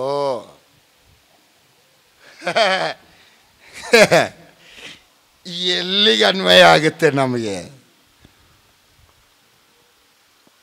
ತನ್ನ ಹೆಂಡತಿಯನ್ನ ಪ್ರೀತಿಸುವವನು ಸ್ವಂತ ಶರೀರವನ್ನೇ ಪ್ರೀತಿಸಿಕೊಳ್ತಾನೆ ಅಂತ ಹೇಳ್ತಾನೆ. ಪುರುಷನೇ, ಪ್ರೀತಿ ಹೆಂಗೆ ವ್ಯಕ್ತವಾಗಬೇಕು ನಿಂದು? ಕ್ರಿಸ್ತನ ಮಾದರಿ. ಕ್ರಿಸ್ತನು ಯಾವ ರೀತಿಯಲ್ಲಿ ತನ್ನನ್ನೇ ತ್ಯಾಗ ಮಾಡಿಕೊಂಡು, ಏನು ತ್ಯಾಗ ಮಾಡಿದ ಕ್ರಿಸ್ತನು?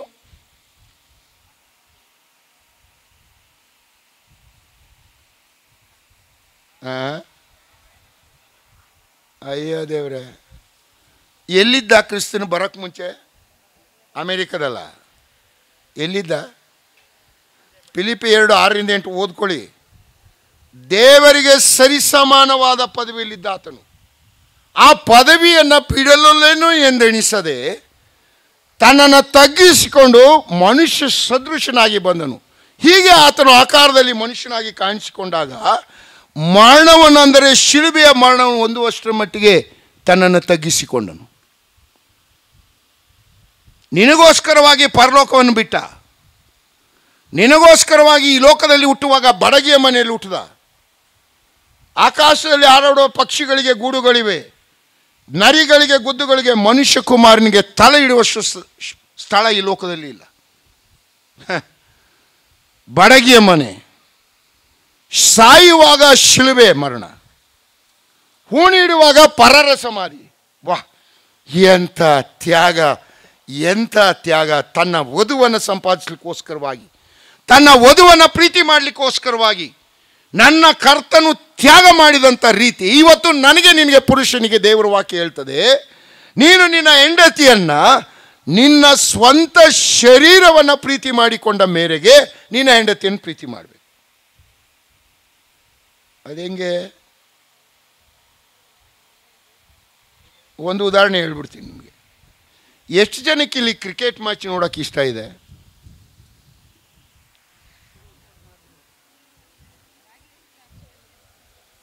ಪಾಪ ಹಿಂದ್ಗಡೆ ಕೂತಿರೋ ಪುರುಷರು ಯಾರು ಸಾಧ್ಯ.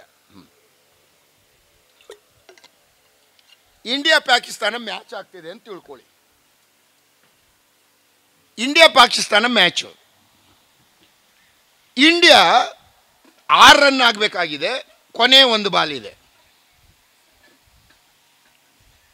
ನಮ್ಮ ಬ್ಯಾಟ್ಸ್ಮನ್ ಇದರಲ್ಲಿದ್ದಾನೆ ಕ್ರೀಸ್ಲಿ, ಪಾಕಿಸ್ತಾನ ಬೌಲರು ಬೌಲಿಂಗ್ ಹೊರಟಿದ್ದಾನೆ.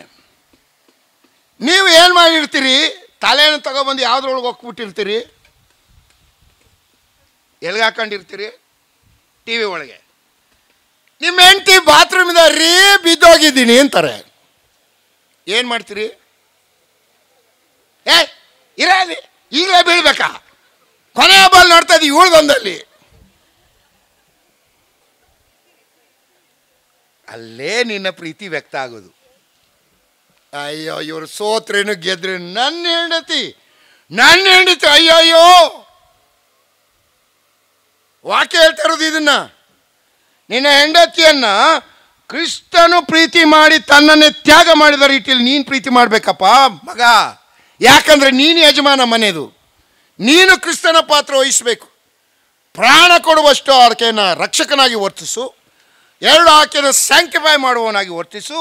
ಶುದ್ಧೀಕರಿಸುವನಾಗಿ ವಾಕ್ಯವಾದ ಉಪದೇಶವೆಂಬ ಶುದ್ಧೀಕರಣ ಮಾಡು. 3, ಆಕೆಯನ್ನು ತೃಪ್ತಿಪಡಿಸು. ಆಕೆಯ ಆಶೆಗಳನ್ನು ನಿನ್ನ ಆಶೆಗಿಂತ ಮುಂದೆ ಇಡು. ಈ ಪ್ರೀತಿ ಮಾಡೋದು ಅಂದರೆ ಕೆಲವರು ತಪ್ಪು ತಿಳ್ಕೊಂಡಿದ್ದಾರೆ.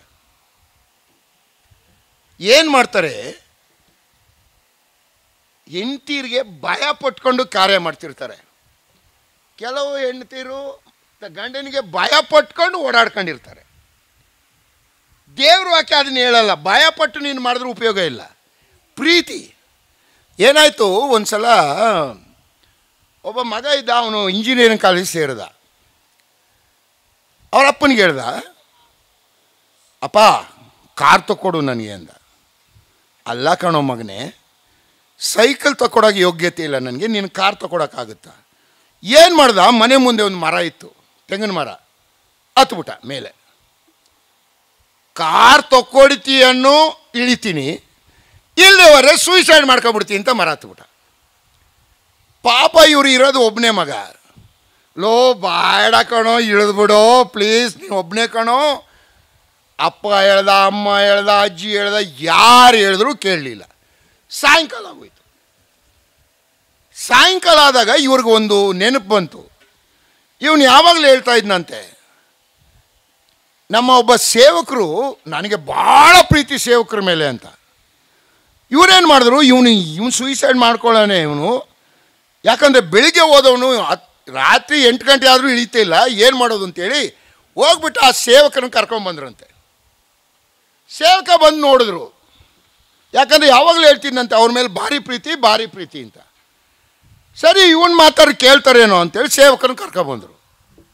ಸೇವಕರು ಮೇಲೆ ನೋಡಿದ್ರು, ಈ ಪಾರ್ಟಿ ಉದ್ಧಾರ ಆಗೋ ಪಾರ್ಟಿ ಅಲ್ಲ, ಇವ ಖಂಡಿತ ಇವನು ಸಾಯ್ತಾನೆ. ಇವನು ಏನು ಮಾಡೋದು ನಾನು ಅಂತೇಳಿ ಒಂದು ಆ್ಯಕ್ಷನ್ ಮಾಡಿದ್ರು. ಟಣ್ ಟಣ್ ಟಣ್ ಡಣ್. ಏನದು? ಶಿಲ್ಬೆ ಗುರ್ತಿ ತೋರಿಸಿದೆ, ಕೆಳಗೆ ಬಂದು ನಿಂತಿದ್ದ. ಅವ್ರ ಅಪ್ಪ ಅಮ್ಮನಿಗೆಲ್ಲೋ ಇದೇನೋ, ಈ ಪಾಸ್ಟರ್ ಮೇಲೆ ಇಷ್ಟು ಪ್ರೀತಿ ಅಂದಿದ್ರೆ ಬೆಳಗ್ಗೆ ಕರ್ಕೊಂಡ್ಬಿಡ್ತಿದ್ರಲ್ವೋ, ಬೆಳಗ್ಗೆ ಟಿಫನು ಮಧ್ಯಾಹ್ನದ ಊಟ ಎಲ್ಲ ಮಿಸ್ ಆಗೈತಲ್ಲ, ಬೆಳಗ್ಗೆನೇ ಕರ್ಕೊಂಬಂದ್ಬಿಟ್ರಿ ಎಲ್ಲ ತೀರ್ಕೊಂಡಿರ್ಬೋದಿತ್ತಲ್ಲ. ಹಾಂ, ಪ್ರೀತಿಯಲ್ಲಿ ಪ್ರೀತಿ. ಅಯ್ಯಪ್ಪ ಹಂಗ ಅನ್ನೋದು ಏನಂದ, ಇಳಿದು ಬರ್ದೆ ಹೋದ್ರೆ ಕತ್ತರಿಸಾಕ್ಬಿಡ್ತೀನಿ ಅನ್ನೋದು ಅಂತ. ಅದಕ್ಕೆ ಹೇಳಿದವ ನೀವು, ಇವ ಪ್ರೀತಿಯಿಂದ ಇಳಿದಿದ್ದಲ್ಲ, ಇವರ ಆ್ಯಕ್ಷನ್ನ ಇವೇನು ತಿಳ್ಕೊಂಬಿಟ್ಟ, ಇಳಿದು ಬರ್ದವ್ರೆ ಕತ್ತರಿಸಾಕ್ಬಿಡ್ತೀನಿ ಅನ್ನೋದು ತಿಳಿದ್ಬಿಟ್ಟ. ಇದು ನಮ್ಮ ಕುಟುಂಬಗಳಲ್ಲಿ ಇದೆ. ನಾವು ನಮ್ಮ ಗಂಡಂದಿರನ್ನ ಮತ್ತು ನಮ್ಮ ಹೆಂಡತಿರನ್ನ ಭಯ ಪಟ್ಕೊಂಡು ಮಾಡ್ತಾ ಇರ್ತೀವಿ. ದೇವ್ರ ವಾಕ್ಯ ಅದನ್ನೇ ಹೇಳೋದಿಲ್ಲ. ಪ್ರೀತಿ, ಆ ಪ್ರೀತಿ 3 ರೀತಿಯಲ್ಲಿ ವ್ಯಕ್ತ ಆಗಬೇಕು. ಅದು ಪುರುಷನಿಗೆ ಜವಾಬ್ದಾರಿ. ಆ ಪ್ರೀತಿಯನ್ನು ನೀನು ಯಾವ ರೀತಿಯಲ್ಲಿ ವ್ಯಕ್ತ ಮಾಡಬೇಕು? 1, ರಕ್ಷಕನಾಗಿ ವರ್ತಿಸಬೇಕು. ಆಕೆ ವೈರತ್ವ ಮಾಡುವಾಗ ಆಕೆಯನ್ನು ಪ್ರೀತಿ ಮಾಡಬೇಕು ನೀನು. ಕ್ರಿಸ್ತನು ಅದಕ್ಕೆ ಮಾದರಿ. 2, ಆಕೆಯನ್ನು ವಾಕ್ಯೋಪದೇಶವೆಂಬ ಜಲಸ್ನಾನ ಮಾಡಿಸಿ ಶುದ್ಧಿ ಮಾಡಬೇಕು. 3, ತನ್ನ ಸ್ವಂತ ಶರೀರಕ್ಕಿಂತಲೂ ತನ್ನ ಹೆಂಡತಿಯ ಇಚ್ಛೆಗಳನ್ನು ಮುಂದೆ ಇಡಬೇಕು. ಇದು ಪ್ರೀತಿ. ಪ್ರೀತಿಯನ್ನು ಹೇಗೆ ತೋರಿಸ್ಬೇಕು ಅಂತ ಆಯಿತು. 2ನೇದೇನು? ಪುರುಷನಿಗಿರೋ 2ನೇ ಜವಾಬ್ದಾರಿ. ಟೈಮ್ ಇದೆ ಬ್ರದರ್, ಆಲನ್ ಬ್ರದರ್, ಆಯ್ತಾ? ಇವರೇ ಓಡಿಸ್ಕೊಂಬಂದ್ಬಿಟ್ರೆ ಕಷ್ಟ. ಹಾಂ, ಇಲ್ಲಾನೆ ನಾಳೆ ಮಾಡ್ಕೊತೀನಿ ಬಿಡಿ. ಇದೆಯಾ? ಸರಿ, ನನ್ನ ಗಂಟಲು ಪರ್ಮಿಟ್ ಮಾಡ್ತೀನಿ, ಇರಲಿ ಬಿಡಿ.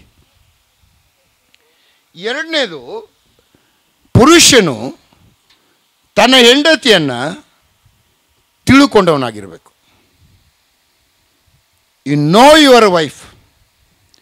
1, ಪುರುಷರೇ ನಿಮ್ಮ ಹೆಂಡತಿಯನ್ನು ಪ್ರೀತಿಸಿರಿ. ಪ್ರೀತಿ 3 ರೀತಿಯಲ್ಲಿ ವ್ಯಕ್ತ ಆಗಬೇಕು. ರಕ್ಷಕನಾಗಿರಬೇಕು, ನೀನು ಶುದ್ಧೀಕರಿಸುವನಾಗಿರಬೇಕು, ನೀನು ಆಕೆಯನ್ನು ನಿನ್ನ ಶರೀರಕ್ಕಿಂತ ಹೆಚ್ಚು ಪ್ರೀತಿ ಮಾಡಬೇಕು. ಆಯಿತು, ಪ್ರೀತಿದಾಯಿತು. 2ನೇದು, ಪುರುಷರೇ ನಿಮ್ಮ ಹೆಂಡತಿಯನ್ನು ತಿಳ್ಕೊಳ್ಳಿರಿ. ಹೋದ್ರಿ 1 ಪೇತ್ರನ ಬರೆದ ಪತ್ರಿಕೆ 3ನೇ ಅಧ್ಯಾಯ 7ನೇ ವಚನ. ಅದೇ ರೀತಿಯಾಗಿ ಪುರುಷರೇ, ಸ್ತ್ರೀಯು ಪುರುಷನಿಗಿಂತ ಬಲಹೀನಳೆಂಬುದನ್ನು ಜ್ಞಾಪಕ ಮಾಡಿಕೊಂಡು ಅಂದ್ರೆ ಅರ್ಥ ಏನು? You know your wife. ನಿನ್ನ ಹೆಂಡತಿಯನ್ನು ತಿಳ್ಕೋ. ನೋಡ್ರಿ, ಎರಡು ಸಂಗತಿಗಳು ಭಾಳ ಕಠಿಣ, ಅರ್ಥ ಮಾಡ್ಕೊಳ್ಳೋಕ್ಕಾಗಲ್ಲ. ಯಾವುದದು ಎರಡು? ಪೇತ್ರನ ಬರೆದ ಪತ್ರಿಕೆ 3:16. 2 ಪೇತ್ರ 3:16. ಅವನು ತನ್ನ ಎಲ್ಲಾ ಪತ್ರಿಕೆಗಳಲ್ಲಿಯೂ ಈ ವಿಷಯಗಳನ್ನು ಕುರಿತು ಬರೆಯುವಾಗ ಹೀಗೆ ಬೋಧಿಸಿದ್ದಾನೆ. ಆ ಪತ್ರಿಕೆಗಳಿರುವ ಕೆಲವು ಮಾತುಗಳು ತಿಳಿಯುವುದಕ್ಕೆ ಕಷ್ಟವಾಗಿವೆ. ನೋಡ್ರಿ, ಮೊದಲನೇದಾಗಿ ದೇವ್ರ ವಾಕ್ಯನ ಅರ್ಥ ಮಾಡ್ಕೊಳ್ಳೋದು ಕಷ್ಟ. ಎರಡನೇದು ಯಾವುದು ಗೊತ್ತಾ? ಸ್ತ್ರೀಯರ ಮನಸ್ಸು ಅರ್ಥ ಮಾಡ್ಕೊಳ್ಳೋದು ಅಷ್ಟು ಸುಲಭ ಅಲ್ಲ, ಸಾಧ್ಯನೇ ಇಲ್ಲ. ಬಟ್ ದೇವ್ರ ವಾಕ್ಯ ಹೇಳ್ತದೆ, ಪೇತ್ರ ಬರೆಯುವಾಗ ಏನು ಹೇಳ್ತಾನೆ? ನಿಮ್ಮ ಹೆಂಡತಿಯರನ್ನ ತಿಳ್ಕೊಳ್ಳಿರಿ. How it is possible? ದೇವ್ರ ವಾಕ್ಯವನ್ನು ಅರ್ಥ ಮಾಡ್ಕೊಳ್ಳಿಕ್ಕೆ ಕಷ್ಟ, ಸ್ತ್ರೀಯರ ಮನಸ್ಸನ್ನು ಅರ್ಥ ಮಾಡಿಕೊಳ್ಳೋದು ಅಷ್ಟು ಸುಲಭವಾದ ಕೆಲಸ ಅಲ್ಲ. ಬಟ್ ಆಮೋಸನು ಬರೆದ ಪ್ರವಾದನೆ 3:3 ಏನು ಓದ್ತೀರಿ? Amos chapter 3 verse 3. ಆಮೋಸ 3:3.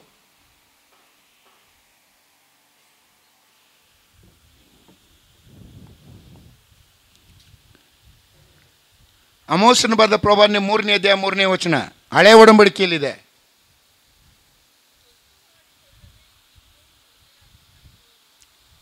ಇಲ್ಲ ಸಿಸ್ಟರ್, ನನಗೆ ಕೇಳ್ತಾನೆ ಇಲ್ಲ. ಗೊತ್ತು ಮಾಡಿಕೊಳ್ಳದೆ ಇಬ್ಬರು ಜೊತೆಯಾಗಿ ನಡೆಯಲು ಸಾಧ್ಯವೋ? ವಾಟ್ ಇಸ್ ದ ಉತ್ತರ? What is the answer? No, no. ಗೊತ್ತು ಮಾಡಿಕೊಳ್ಳದೆ, ಒಬ್ಬರನ್ನೊಬ್ಬರು ಅರ್ಥ ಮಾಡಿಕೊಳ್ಳದೆ ಜೊತೆಯಾಗಿ ನಡೀಲಿಕ್ಕೆ ಸಾಧ್ಯವೋ? ದೇವ್ರ ವಾಕ್ಯ ಕೇಳುವ ಪ್ರಶ್ನೆ. ಉತ್ತರ ಏನು? ಇಲ್ಲ. ಹೀಗಿರುವಾಗ ನೀವು ಗಂಡ ಹೆಂಡತಿಯರಾಗಿ ಒಟ್ಟಿಗೆ ನಡೆಯುವಾಗ ಒಬ್ಬರನ್ನೊಬ್ಬರು ಅರ್ಥ ಮಾಡಿಕೊಳ್ಳದೆ ನೀವು ನಡೀಲಿಕ್ಕೆ ಆಗುವುದಿಲ್ಲ. ಪೇತ್ರ ಏನು ಹೇಳ್ತಾನೆ? ನಿಮ್ಮ ಹೆಂಡತಿಯನ್ನು ತಿಳ್ಕೊಳ್ಳಿರಿ. You know your wife. ತಿಳ್ಕೊಳ್ಳೋದು ಹೇಗಾಗಾದ್ರೆ?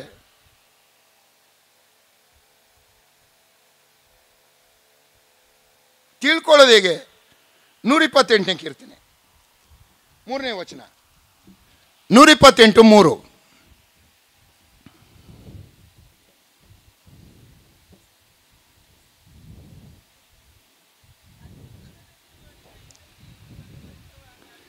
ಅಂತಃಪುರದಲ್ಲಿರುವ ನಿನ್ನ ಹೆಂಡತಿಯು ಫಲಭರಿತವಾದ ದ್ರಾಕ್ಷಾರತೆ ಅಂತಿರುವಳು. ಅಂದರೆ ಹೆಂಡತಿ ಬಲಹೀನಳು. ಯಾವುದರಲ್ಲಿ ಬಲಹೀನಳು? ನೀವು ಈ ಡಿಸ್ಕಸ್ ಥ್ರೋ ಅಂತ ಒಂದು ಎಸಿತಾರೆ, ನೋಡಿದ್ದೀರಾ? ಒಲಿಂಪಿಕ್ಸಲ್ಲಿ ಏನದು ಡಿಸ್ಕಸ್ ಥ್ರೋ ಅಂದರೆ? ಒಂಥರ ರೌಂಡ್ಗಿರ್ತದೆ ಕಬ್ಬಣದ್ದು, ತೆರೆಗಿಸ್ಬಿಟ್ಟು ಹೆಣ್ಣು ಬಿಸಾಡ್ತಾನೆ. ಯಾರು ದೂರ ಬಿಸಾಡ್ತಾರೆ ಅವ್ರಿಗೆ ಬಹುಮಾನ. ಹೆಂಡತಿರು ಬಲಹೀನರು ಅಂತ ಬರಿತಾ ಇದ್ದಾನಲ್ಲ ಪೇತ್ರ, ದೈಹಿಕವಾಗಲ್ಲ, ನಿಮ್ಮನ್ನ ಆ ಡಿಸ್ಕಸ್ ಥ್ರೋ ಎಸ್ದಂಗೆ ಎಸ್ಬಿಡ್ತಾರೆ, ಅಷ್ಟು ಶಕ್ತಿ ಇದೆ ಅವ್ರಿಗೆ ಗಂಡಂದಿರನ್ನ. ಬಟ್ ಏನನ್ನ ಬರಿತಾ ಇದ್ದಾನೆ? ಬಲಹೀನರು ಅಂದರೆ ಅರ್ಥ ಏನು? ಅವರು ಮಾನಸಿಕವಾಗಿ ಬಲಹೀನರು. ಬೇಗನೆ ದುಃಖಗೊಳ್ತಾರೆ, ಬೇಗನೆ ಸಂತೋಷಗೊಳ್ತಾರೆ, ಬೇಗನೆ ಉದ್ವೇಗಗೊಳ್ತಾರೆ, ಬೇಗನೆ ಕೋಪಗೊಳ್ತಾರೆ, ಬೇಗನೆ ಡಿಪ್ರೆಷನ್ಗೆ ಹೋಗ್ತಾರೆ. ಅದು ಅವರ ಬಲಹೀನತೆ. ದೇವರ ಸೃಷ್ಟಿನೇ ಹಾಗೆ. ಇವರ ಜೊತೆಯಲ್ಲಿ ನೀನು ಒಗೆತನ ಮಾಡುವಾಗ ಅವರನ್ನು ತಿಳ್ಕೊಳ್ಬೇಕಾದ್ರೆ ಕೀರ್ತನೆ ಬರೆದ ಪುಸ್ತಕದಲ್ಲಿ ಏನು ಓದ್ತೀರಿ?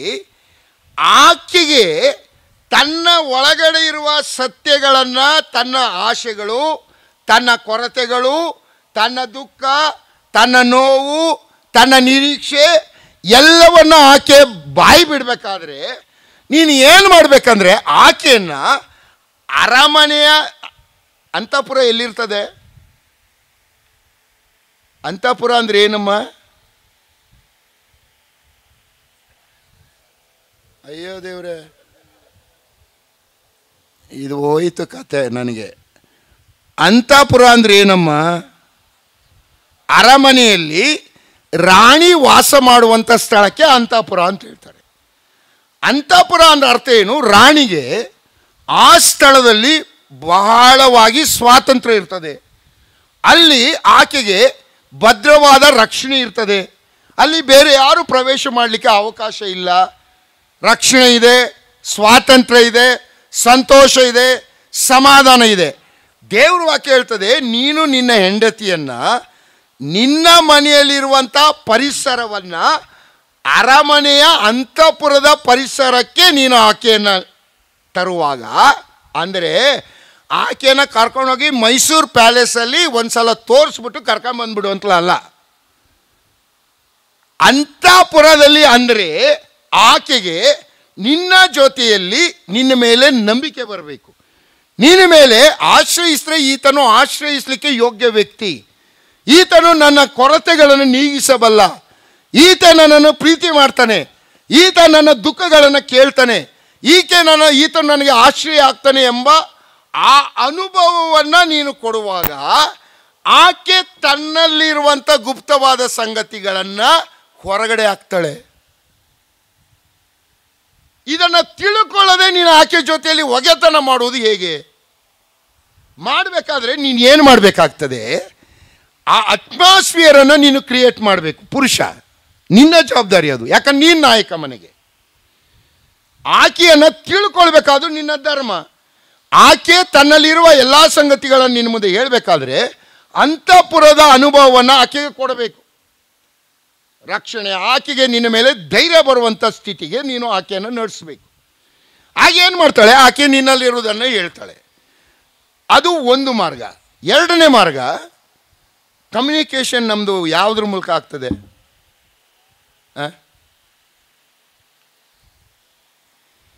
ಕೊಲೋಸ್ದವರಿಗೆ ಬರೆದ ಪತ್ರಿಕೆ 4ನೇದೇ 6ನೇ ವಚನ. ಕೊಲೋಸೆ 4:6. ಕೊಲೋಸೆ 4:6.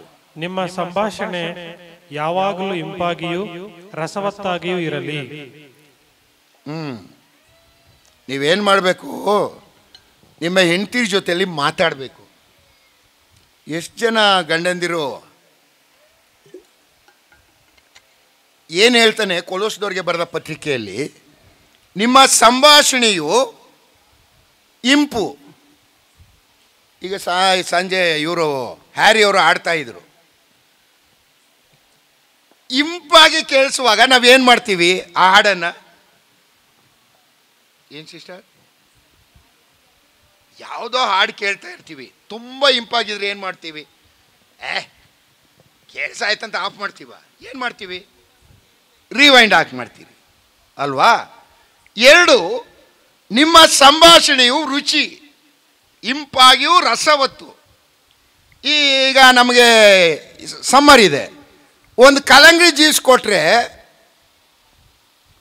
ಬೇಡಪ್ಪ ಅರ್ಧ ಸಾಕು ಅಂತೀರಾ? ಒಂದು ಗ್ಲಾಸ್ ಕೊಟ್ಟರೆ ಇನ್ನೊಂದು ಗ್ಲಾಸ್ ಕೇಳ್ತೀರಲ್ವಾ? ವಾಕ್ಯ ಏನು ಹೇಳ್ತದೆ? ನಿಮ್ಮ ಸಂಭಾಷಣೆಯು, ಗಂಡ ಹೆಂಡತಿರ ಸಂಭಾಷಣೆಯು ಇಂಪಾಗಿಯೂ ರಸವತ್ತಾಗಿ ಇರಬೇಕು. ಇಲ್ಲಿ ಇಷ್ಟು ಜನ ಹೆಂಡ್ತಿರಿದ್ದೀರಿ, ಗಂಡಂದಿರೋ ಪಾತ್ರ ಇದು. ನಿಮ್ಮ ಸಂಭಾಷಣೆ ನಿಮ್ಮ ಜೊತೆಯಲ್ಲಿ ಅವರು ಆ ರೀತಿಯಾದ ಸಂಭಾಷಣೆ ಮಾಡಬೇಕು. ಎಷ್ಟು ಜನ ಹೆಂಡತಿಯರು ನಿಮ್ಮ ಗಂಡಂದಿರಿಗೆ, ರೀ ಎಷ್ಟು ಚೆನ್ನಾಗಿ ಮಾತಾಡ್ತಿರ್ರಿ, ಇನ್ನೊಂದ್ಸಲ ಮಾತಾಡ್ರಿ ಅಂತ ಹೇಳ್ದಾದ್ರೆ ಯಾವ್ದಾದ್ರು ಇದೆಯಾ? ಗಂಡಂದ್ರಿಗೆ ಕೇಳ್ತಾ ಇದ್ದೀನಿ, ಎಷ್ಟು ಚೆನ್ನಾಗಿ ಮಾತಾಡ್ತಿರ್ರಿ, ಇನ್ನೊಂದ್ಸಲ ಮಾತಾಡಿ ಅಂತ ಎಲ್ಲಾದರೂ ನಿಮ್ಮ ಹೆಂಡತಿರು ಹೇಳಿದ್ದಾರೆ ಯಾವತ್ತಾದರೂ?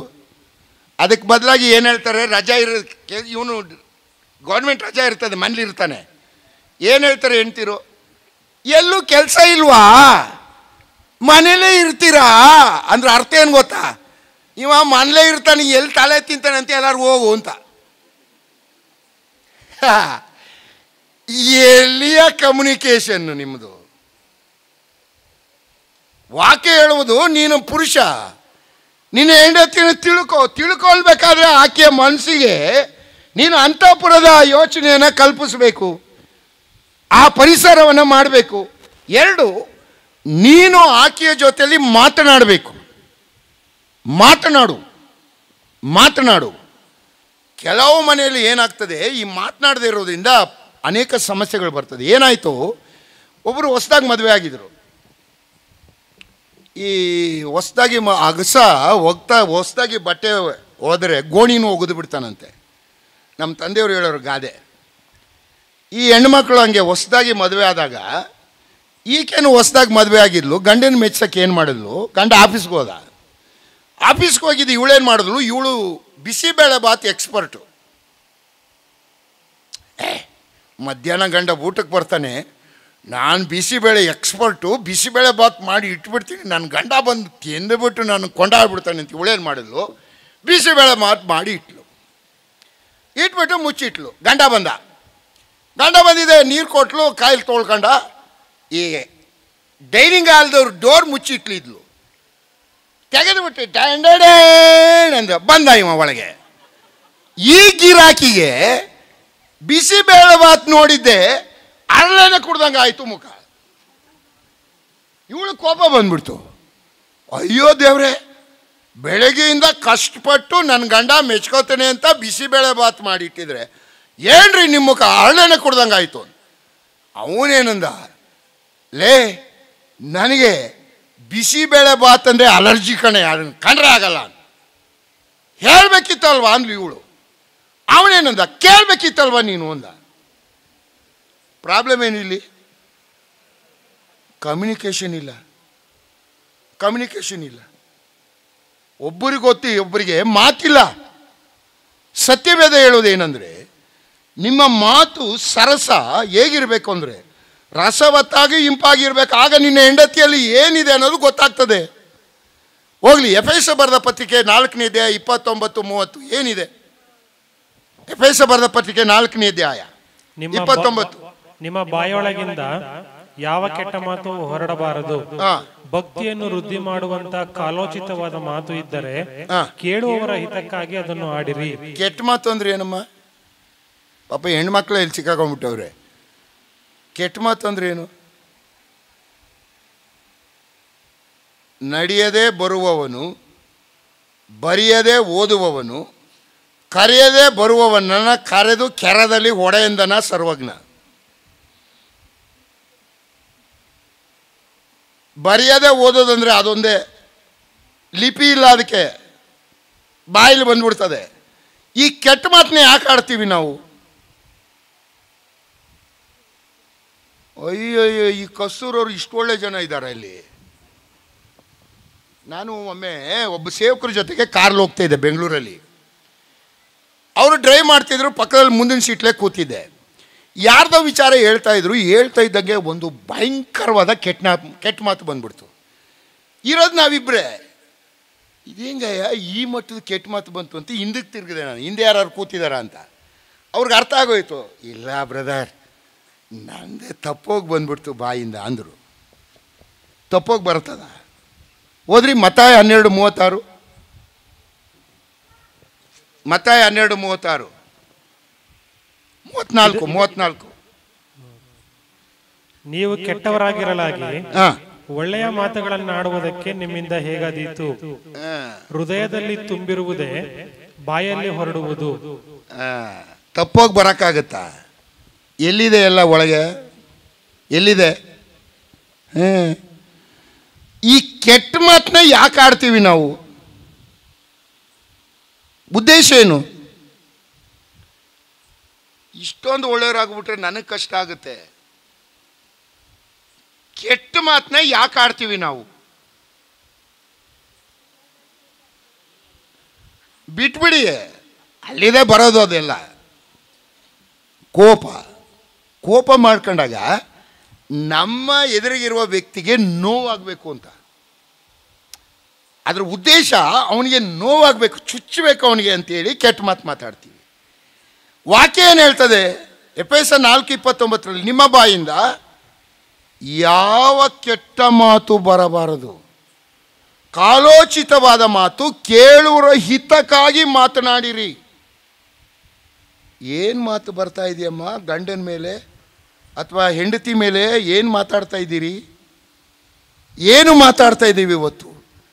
ವಾಕ್ಯ ಹೇಳ್ತದೆ, ನೀವು ಒಬ್ಬರನ್ನೊಬ್ಬರು ಅರ್ಥ ಮಾಡ್ಕೊಳ್ಬೇಕಾದ್ರೆ ಪುರುಷ ನೀನು ಆಕೆನ ಅರ್ಥ ಮಾಡಿಕೊಳ್ಬೇಕು. ಅರ್ಥ ಮಾಡಿಕೊಳ್ಳದೆ ಇಬ್ಬರು ಒಟ್ಟಿಗೆ ನಡೀಲಿಕ್ಕೆ ಬರುವುದಿಲ್ಲ. ಈ ಪಾತ್ರವನ್ನು ನೀನು ವಹಿಸಬೇಕು. ಆಕೆನ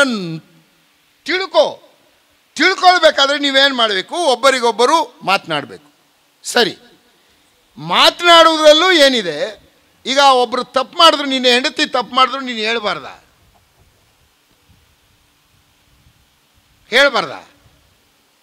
ಹೆಂಗೆ ಗೊತ್ತಾಗ್ಲಿಲ್ಲ ಬ್ರದರ್? ಪ್ರೀತಿಯಿಂದ ಹೆಂಗೆ? ಲೇ, ಇನ್ನೊಂದು ಸಲ ಹಿಂಗೆ ಮಾಡ್ರೆ ಒದ್ದು ಓಡಿಸ್ಬಿಡ್ತೀನಿ ಮನೇಲಿ, ಪ್ರೀತಿ ಇಲ್ಲ. ಮತ್ತೆ ಅದು ನಂಗೆ ಗೊತ್ತಿಲ್ಲ ಪಾಪ, ಬ್ರದರ್ ಅವ್ರು ಹೇಳ್ತಾ ಇದ್ದಾರೆ, ನಾನು ತಿಳ್ಕೊತೀನಿ ಹೆಂಗೆ ಅಂತ. ರೋಮ 15:1, ರೋಮ 15:1. ದೃಢವಾದ ನಂಬಿಕೆಯುಳ್ಳ ನಾವು ನಮ್ಮ ಬ್ರದರ್, ರೋಮನ್ಸ್ ಚಾಪ್ಟರ್ 15:1. ಓದ್ರಿ. ದೃಢವಾದ ನಂಬಿಕೆಯುಳ್ಳ ನಾವು ನಮ್ಮ ಸುಖವನ್ನು ನೋಡಿಕೊಳ್ಳದೆ ದೃಢವಿಲ್ಲದವರ ಅನುಮಾನಗಳನ್ನು ಸಹಿಸಿಕೊಳ್ಳಬೇಕು.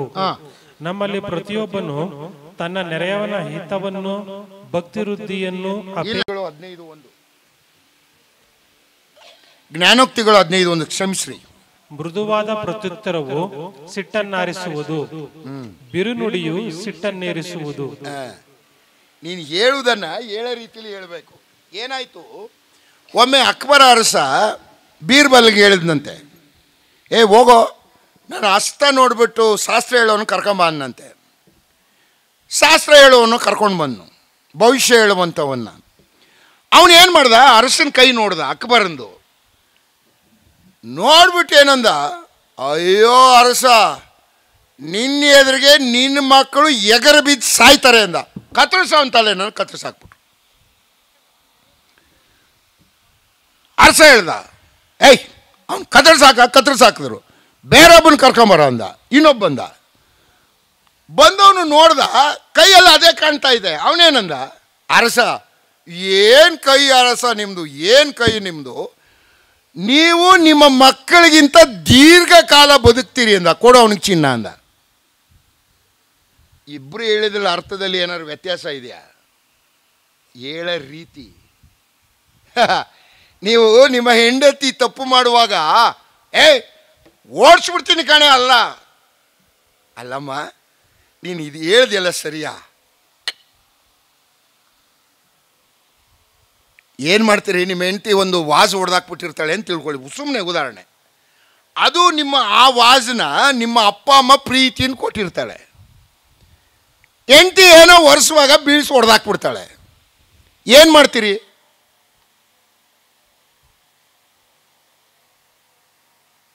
ಇವರೆಲ್ಲ ನೋಡ್ಬಿಟ್ರೆ ಇವರು ಪಾಪನೇ ಮಾಡಿಲ್ದಿದ್ರಂಗೆ ಕಾಣ್ತಾ ಇದ್ದಾರೆ. ಏನು ಮಾಡ್ತೀರಿ?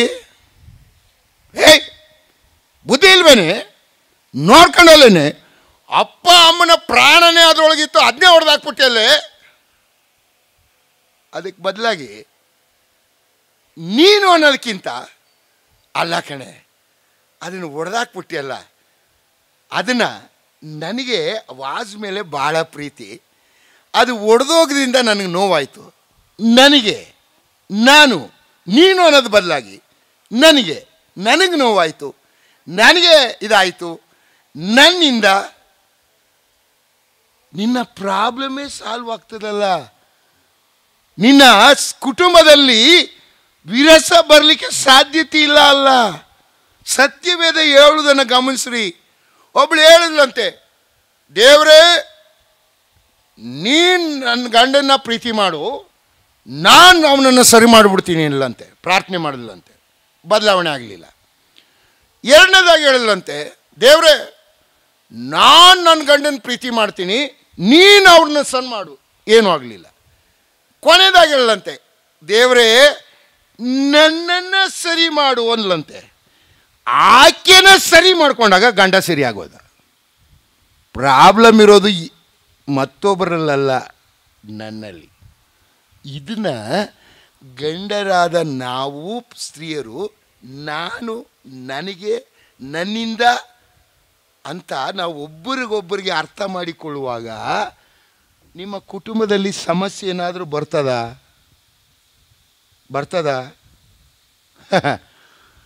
ಯೋಚನೆ ಮಾಡಿರಿ. ನನ್ನ ಸಮಯ ಆಗಿರೋದ್ರಿಂದ ಇಲ್ಲಿಗೆ ನಿಲ್ಲಿಸ್ತೇನೆ. ನಾಳೆ ಇನ್ನೂ ಪುರುಷರಿಗೆ ಬಿಟ್ಟಿಲ್ಲ, ಇನ್ನೂ 3 ಅಂಶಗಳಿವೆ. ನಾಳೆ ತಿಳಿಸ್ತೇನೆ. ನಿಮ್ಮ ಪಾತ್ರ ಅವರು ಒಂದೇ ಶರೀರವಾಗಬೇಕಾದ್ರೆ ನಿಮಗೆ ಇನ್ನೂ ಅನೇಕ ಯೋಚನೆಗಳು ದೇವರ ವಾಕ್ಯದಲ್ಲಿ ಇದೆ. 2 ಯೋಚನೆ ತಿಳಿಸಿದ್ದೇನೆ. ನೀನು ಕುಟುಂಬದ ನಾಯಕನಾಗಿ ನೀನು ಆಕೆಯನ್ನು ಪ್ರೀತಿ ಮಾಡಬೇಕು. ಆ ಪ್ರೀತಿ 3 ರೀತಿಯಲ್ಲಿ ವ್ಯಕ್ತ ಆಗಬೇಕು. ರಕ್ಷಕನಾಗಿ ಕಾಣಬೇಕು ನೀನು. 2, ಆಕೆಯನ್ನು ವಾಕ್ಯೋಪದೇಶದಿಂದ ತಿಳಿ ನೀರಿಂದ ಶುದ್ಧ ಮಾಡ್ತಾ ಇರಬೇಕು. 3, ನಿನ್ನನ್ನು ಪ್ರೀತಿಸಿಕೊಳ್ಳೋಕ್ಕಿಂತ ಹೆಚ್ಚಾಗಿ ಆಕೆಯನ್ನು ಪ್ರೀತಿಸಬೇಕು. 2, ನೀನು ಆಕೆಯನ್ನು ತಿಳ್ಕೊಳ್ಬೇಕು, ಅರ್ಥ ಮಾಡ್ಕೊಳ್ಬೇಕು. ನಿನ್ನ ಹೆಂಡತಿ ಆಕೆ ಸುಮ್ಮನೆ ಬಾಯಿ ಬಿಡೋದಿಲ್ಲ. ನೀನು ಅಟ್ಮಾಸ್ಫಿಯರನ್ನು ಕ್ರಿಯೇಟ್ ಮಾಡಬೇಕು, ನಿನ್ನ ಮೇಲೆ ನಂಬಿಕೆ ಬರುವಂತೆ ವರ್ತಿಸಬೇಕು. ಅಂತಃಪುರದ ಸ್ಥಿತಿಯನ್ನು ನೀವು ತರುವಾಗ ಇಲ್ಲಿದ್ದಾರೆ. ಈಗ ನಾನು ಹೇಳಿದ್ನಲ್ಲ, ಈ ಸ್ಥಿತಿ ಮಾಡ್ರೆ ನೀವು ಇರೋದನ್ನೆಲ್ಲ ಹೇಳ್ತೀರಾ ಬಿಡ್ತೀರಮ್ಮ? ಅಯ್ಯಯ್ಯೋ, ಇದನ್ನೆಲ್ಲ ಸೇರ್ಕೊಂಡು ಹೇಳ್ಬಿಡ್ತೀರ ಆ ಕಡೆ. ಇದು ಇಲ್ಲಿಗೆ ನಿಲ್ಲಿಸ್ತೇನೆ. ನಾಳೆ ಇನ್ನೂ 3 ಅಂಶಗಳಿದೆ ತಿಳಿಸಿ ನಾನು ಸ್ತ್ರೀಯರ ಬಗ್ಗೆ ಬರ್ತೇನೆ. ಸ್ತ್ರೀಯರ ಪಾತ್ರ ಏನು, ಆ ಕುಟುಂಬದಲ್ಲಿ ಅದು ಒಂದೇ ಶರೀರವಾಗಿರಬೇಕಾದ್ರೆ ಸ್ತ್ರೀಯರಿಗೆ ದೇವರು ಕೊಟ್ಟಿರೋ ಜವಾಬ್ದಾರಿಗಳೇನು, ಅದನ್ನು ನಾಳೆ ತಿಳ್ಕೊಂಡು ದೇವರು ನಮಗೆ ಸ್ತೋತ್ರವಾಗಲಿ. ಈ ವಾಕ್ಯವನ್ನು ಕೇಳ್ತಾ ಇರುವಂಥ ನನ್ನ ಪ್ರಿಯ ದೇವ ಮಕ್ಕಳೇ, ಒಂದು ವೇಳೆ ನಾನು ಇದನ್ನು ಬಹಳ ತಮಾಷೆಯಾಗಿ ಉದಾಹರಣೆಗಳ ರೀತಿಯಲ್ಲಿ ನಿಮಗೆ ತಿಳಿಸಿದ್ದೇನೆ, ಬಟ್ ವೆರಿ ಸೀರಿಯಸ್ ಥಿಂಗ್. ಯಾಕಂದರೆ ಕರ್ತನು ನಮ್ಮ ಕುಟುಂಬವನ್ನು ತನ್ನ ಪರಲೋಕದ ಮದುವೆಗೆ ಹೋಲಿಸಿದ್ದಾನೆ. ನಾವು ಈ ಕುಟುಂಬ ಜೀವಿತದಲ್ಲಿ ಆತನ ನಿಯಮಗಳಿಗೆ ಅನುಸಾರ ನಡೆಯದೆ ಪರಲೋಕದ ಮದುವೆಯಲ್ಲಿ ನಾವು ಯಾರೂ ಭಾಗಿಯಾಗಲಿಕ್ಕೆ ಸಾಧ್ಯತೆ ಇಲ್ಲ. ಇದರಿಂದ ಕೇಳಿದ ವಾಕ್ಯಗಳನ್ನು ಇವತ್ತು ನೀವು ಮನೆಯಲ್ಲಿ ಅನುಸರಿಸಿರಿ. ಹೇಗೆ? ನಮ್ಮ ಪುರುಷರೇ, ಇವತ್ತು ನಿಮ್ಮ ಹೆಂಡತಿಯರ ಹತ್ರ ಹೋಗಿ, ಅಮ್ಮ ನನ್ನ ಕ್ಷಮಿಸು, ನಾನು ಇಷ್ಟು ದಿನ ನಾನು ಏನೋ ತಿಳ್ಕೊಂಡಿದ್ದೆ, ಇನ್ನು ಮೇಲೆ ನಾನು ಕ್ರಿಸ್ತನ ಪಾತ್ರ ವಹಿಸ್ತೀನಿ ನಿನ್ನ ಜೊತೆಯಲ್ಲಿ, ನಾನು ನಿನ್ನನ್ನು ಪ್ರೀತಿಸ್ತೇನಮ್ಮ, ನೀನು ಚಿಂತೆ ಮಾಡಬೇಡ, ನಿನ್ನನ್ನು ನಾನು ತಿಳ್ಕೊಳ್ಳಿಕ್ಕೆ ಪ್ರಯತ್ನ ಮಾಡ್ತೇನೆ ಎಂಬ ಒಬ್ಬರಿಗೊಬ್ಬರು ಅದನ್ನು ಹೇಳುವಾಗ ಖಂಡಿತವಾಗಿ ಕರ್ತನ ಸಂತೋಷ ಪಡ್ತಾನೆ. ಕರ್ತನ ನಿಮ್ಮ ಜೀವಿತವನ್ನು ಆಶೀರ್ವದಿಸ್ತಾನೆ. ಒಂದು ವೇಳೆ ನಾನು ಮುಂದಿನ ಸಲ ಬರುವಾಗ ನಾನು ನೆನೆಸ್ತೇನೆ, ಇಲ್ಲಿ ದೇವರು ಅದ್ಭುತವನ್ನೇ ಮಾಡಿಬಿಡ್ತಾನೆ. ಯಾಕಂತ ತನ್ನ ರಾಜ್ಯವನ್ನು ಸ್ಥಾಪನೆ ಮಾಡ್ತಾನೆ. ಇದನ್ನು ನೀವು ಮಾಡ್ತೀರಿ ಅಂತ ನಾನು ನಂಬ್ತೀನಿ. ಎಷ್ಟು ಜನ ಇವತ್ತು ಇದನ್ನು ಅನುಸರಿಸ್ತೀರಿ? ದಯಮಾಡಿ ಕೈ ಎತ್ತಿರಿ. ನಿಮ್ಮದು ಎಷ್ಟು ಜನ ಇದನ್ನು ಅನುಸರಿಸ್ತೀರಿ? ಎಷ್ಟು ಜನರಿಗೆ ಆಸೆ ಇದೆ ಪರಲೋಕ ರಾಜ್ಯ? ಎಷ್ಟು ಜನ ಪುರುಷರಿಗೆ ನಾನು ಕೇಳ್ತಾ ಇದ್ದೀನಿ? ಇಲ್ಲ, ಅರ್ಥನೇ ಆಗಿಲ್ಲ ಅಂತ ಕಾಣಿಸ್ತದೆ. ಒಬ್ಬರೇ ಈಗ ಎತ್ತುತ್ತಾ ಇದ್ದಾರೆ. ಆಗಲಿ, ದೇವರು ನಿಮ್ಮನ್ನು ಆಶೀರ್ವದಿಸಲಿ. ಯಾಕಂದರೆ ಇದು ನನ್ನ ಎದುರಿಗೆ ನೀವು ಕೈ ಎತ್ತಿಲ್ಲ, ಕರ್ತನ ಎದುರಿಗೆ ಎತ್ತಿದ್ದೀರಿ, ಕರ್ತನ ಪ್ರಸನ್ನತೆಯಲ್ಲಿ ಇದ್ದೀರಿ. ಈ ದಿವಸ ನಿಮ್ಮ ಹೆಂಡತಿಯರ ಬಳಿ ಹೋಗಿ ಹೇಳಿರಿ, ನೋಡ್ರಿ ನಿಮ್ಮ ಜೀವಿತದಲ್ಲಿ ಎಂಥ ಬದಲಾವಣೆ ಆಗ್ತದೆ ಅಂತ. ದೇವರು ನಿಮ್ಮನ್ನು ಆಶೀರ್ವದಿಸಲಿ. ಕರ್ತನ ಸ್ತೋತ್ರವಾಗಲಿ. ಆಮೇಲೆ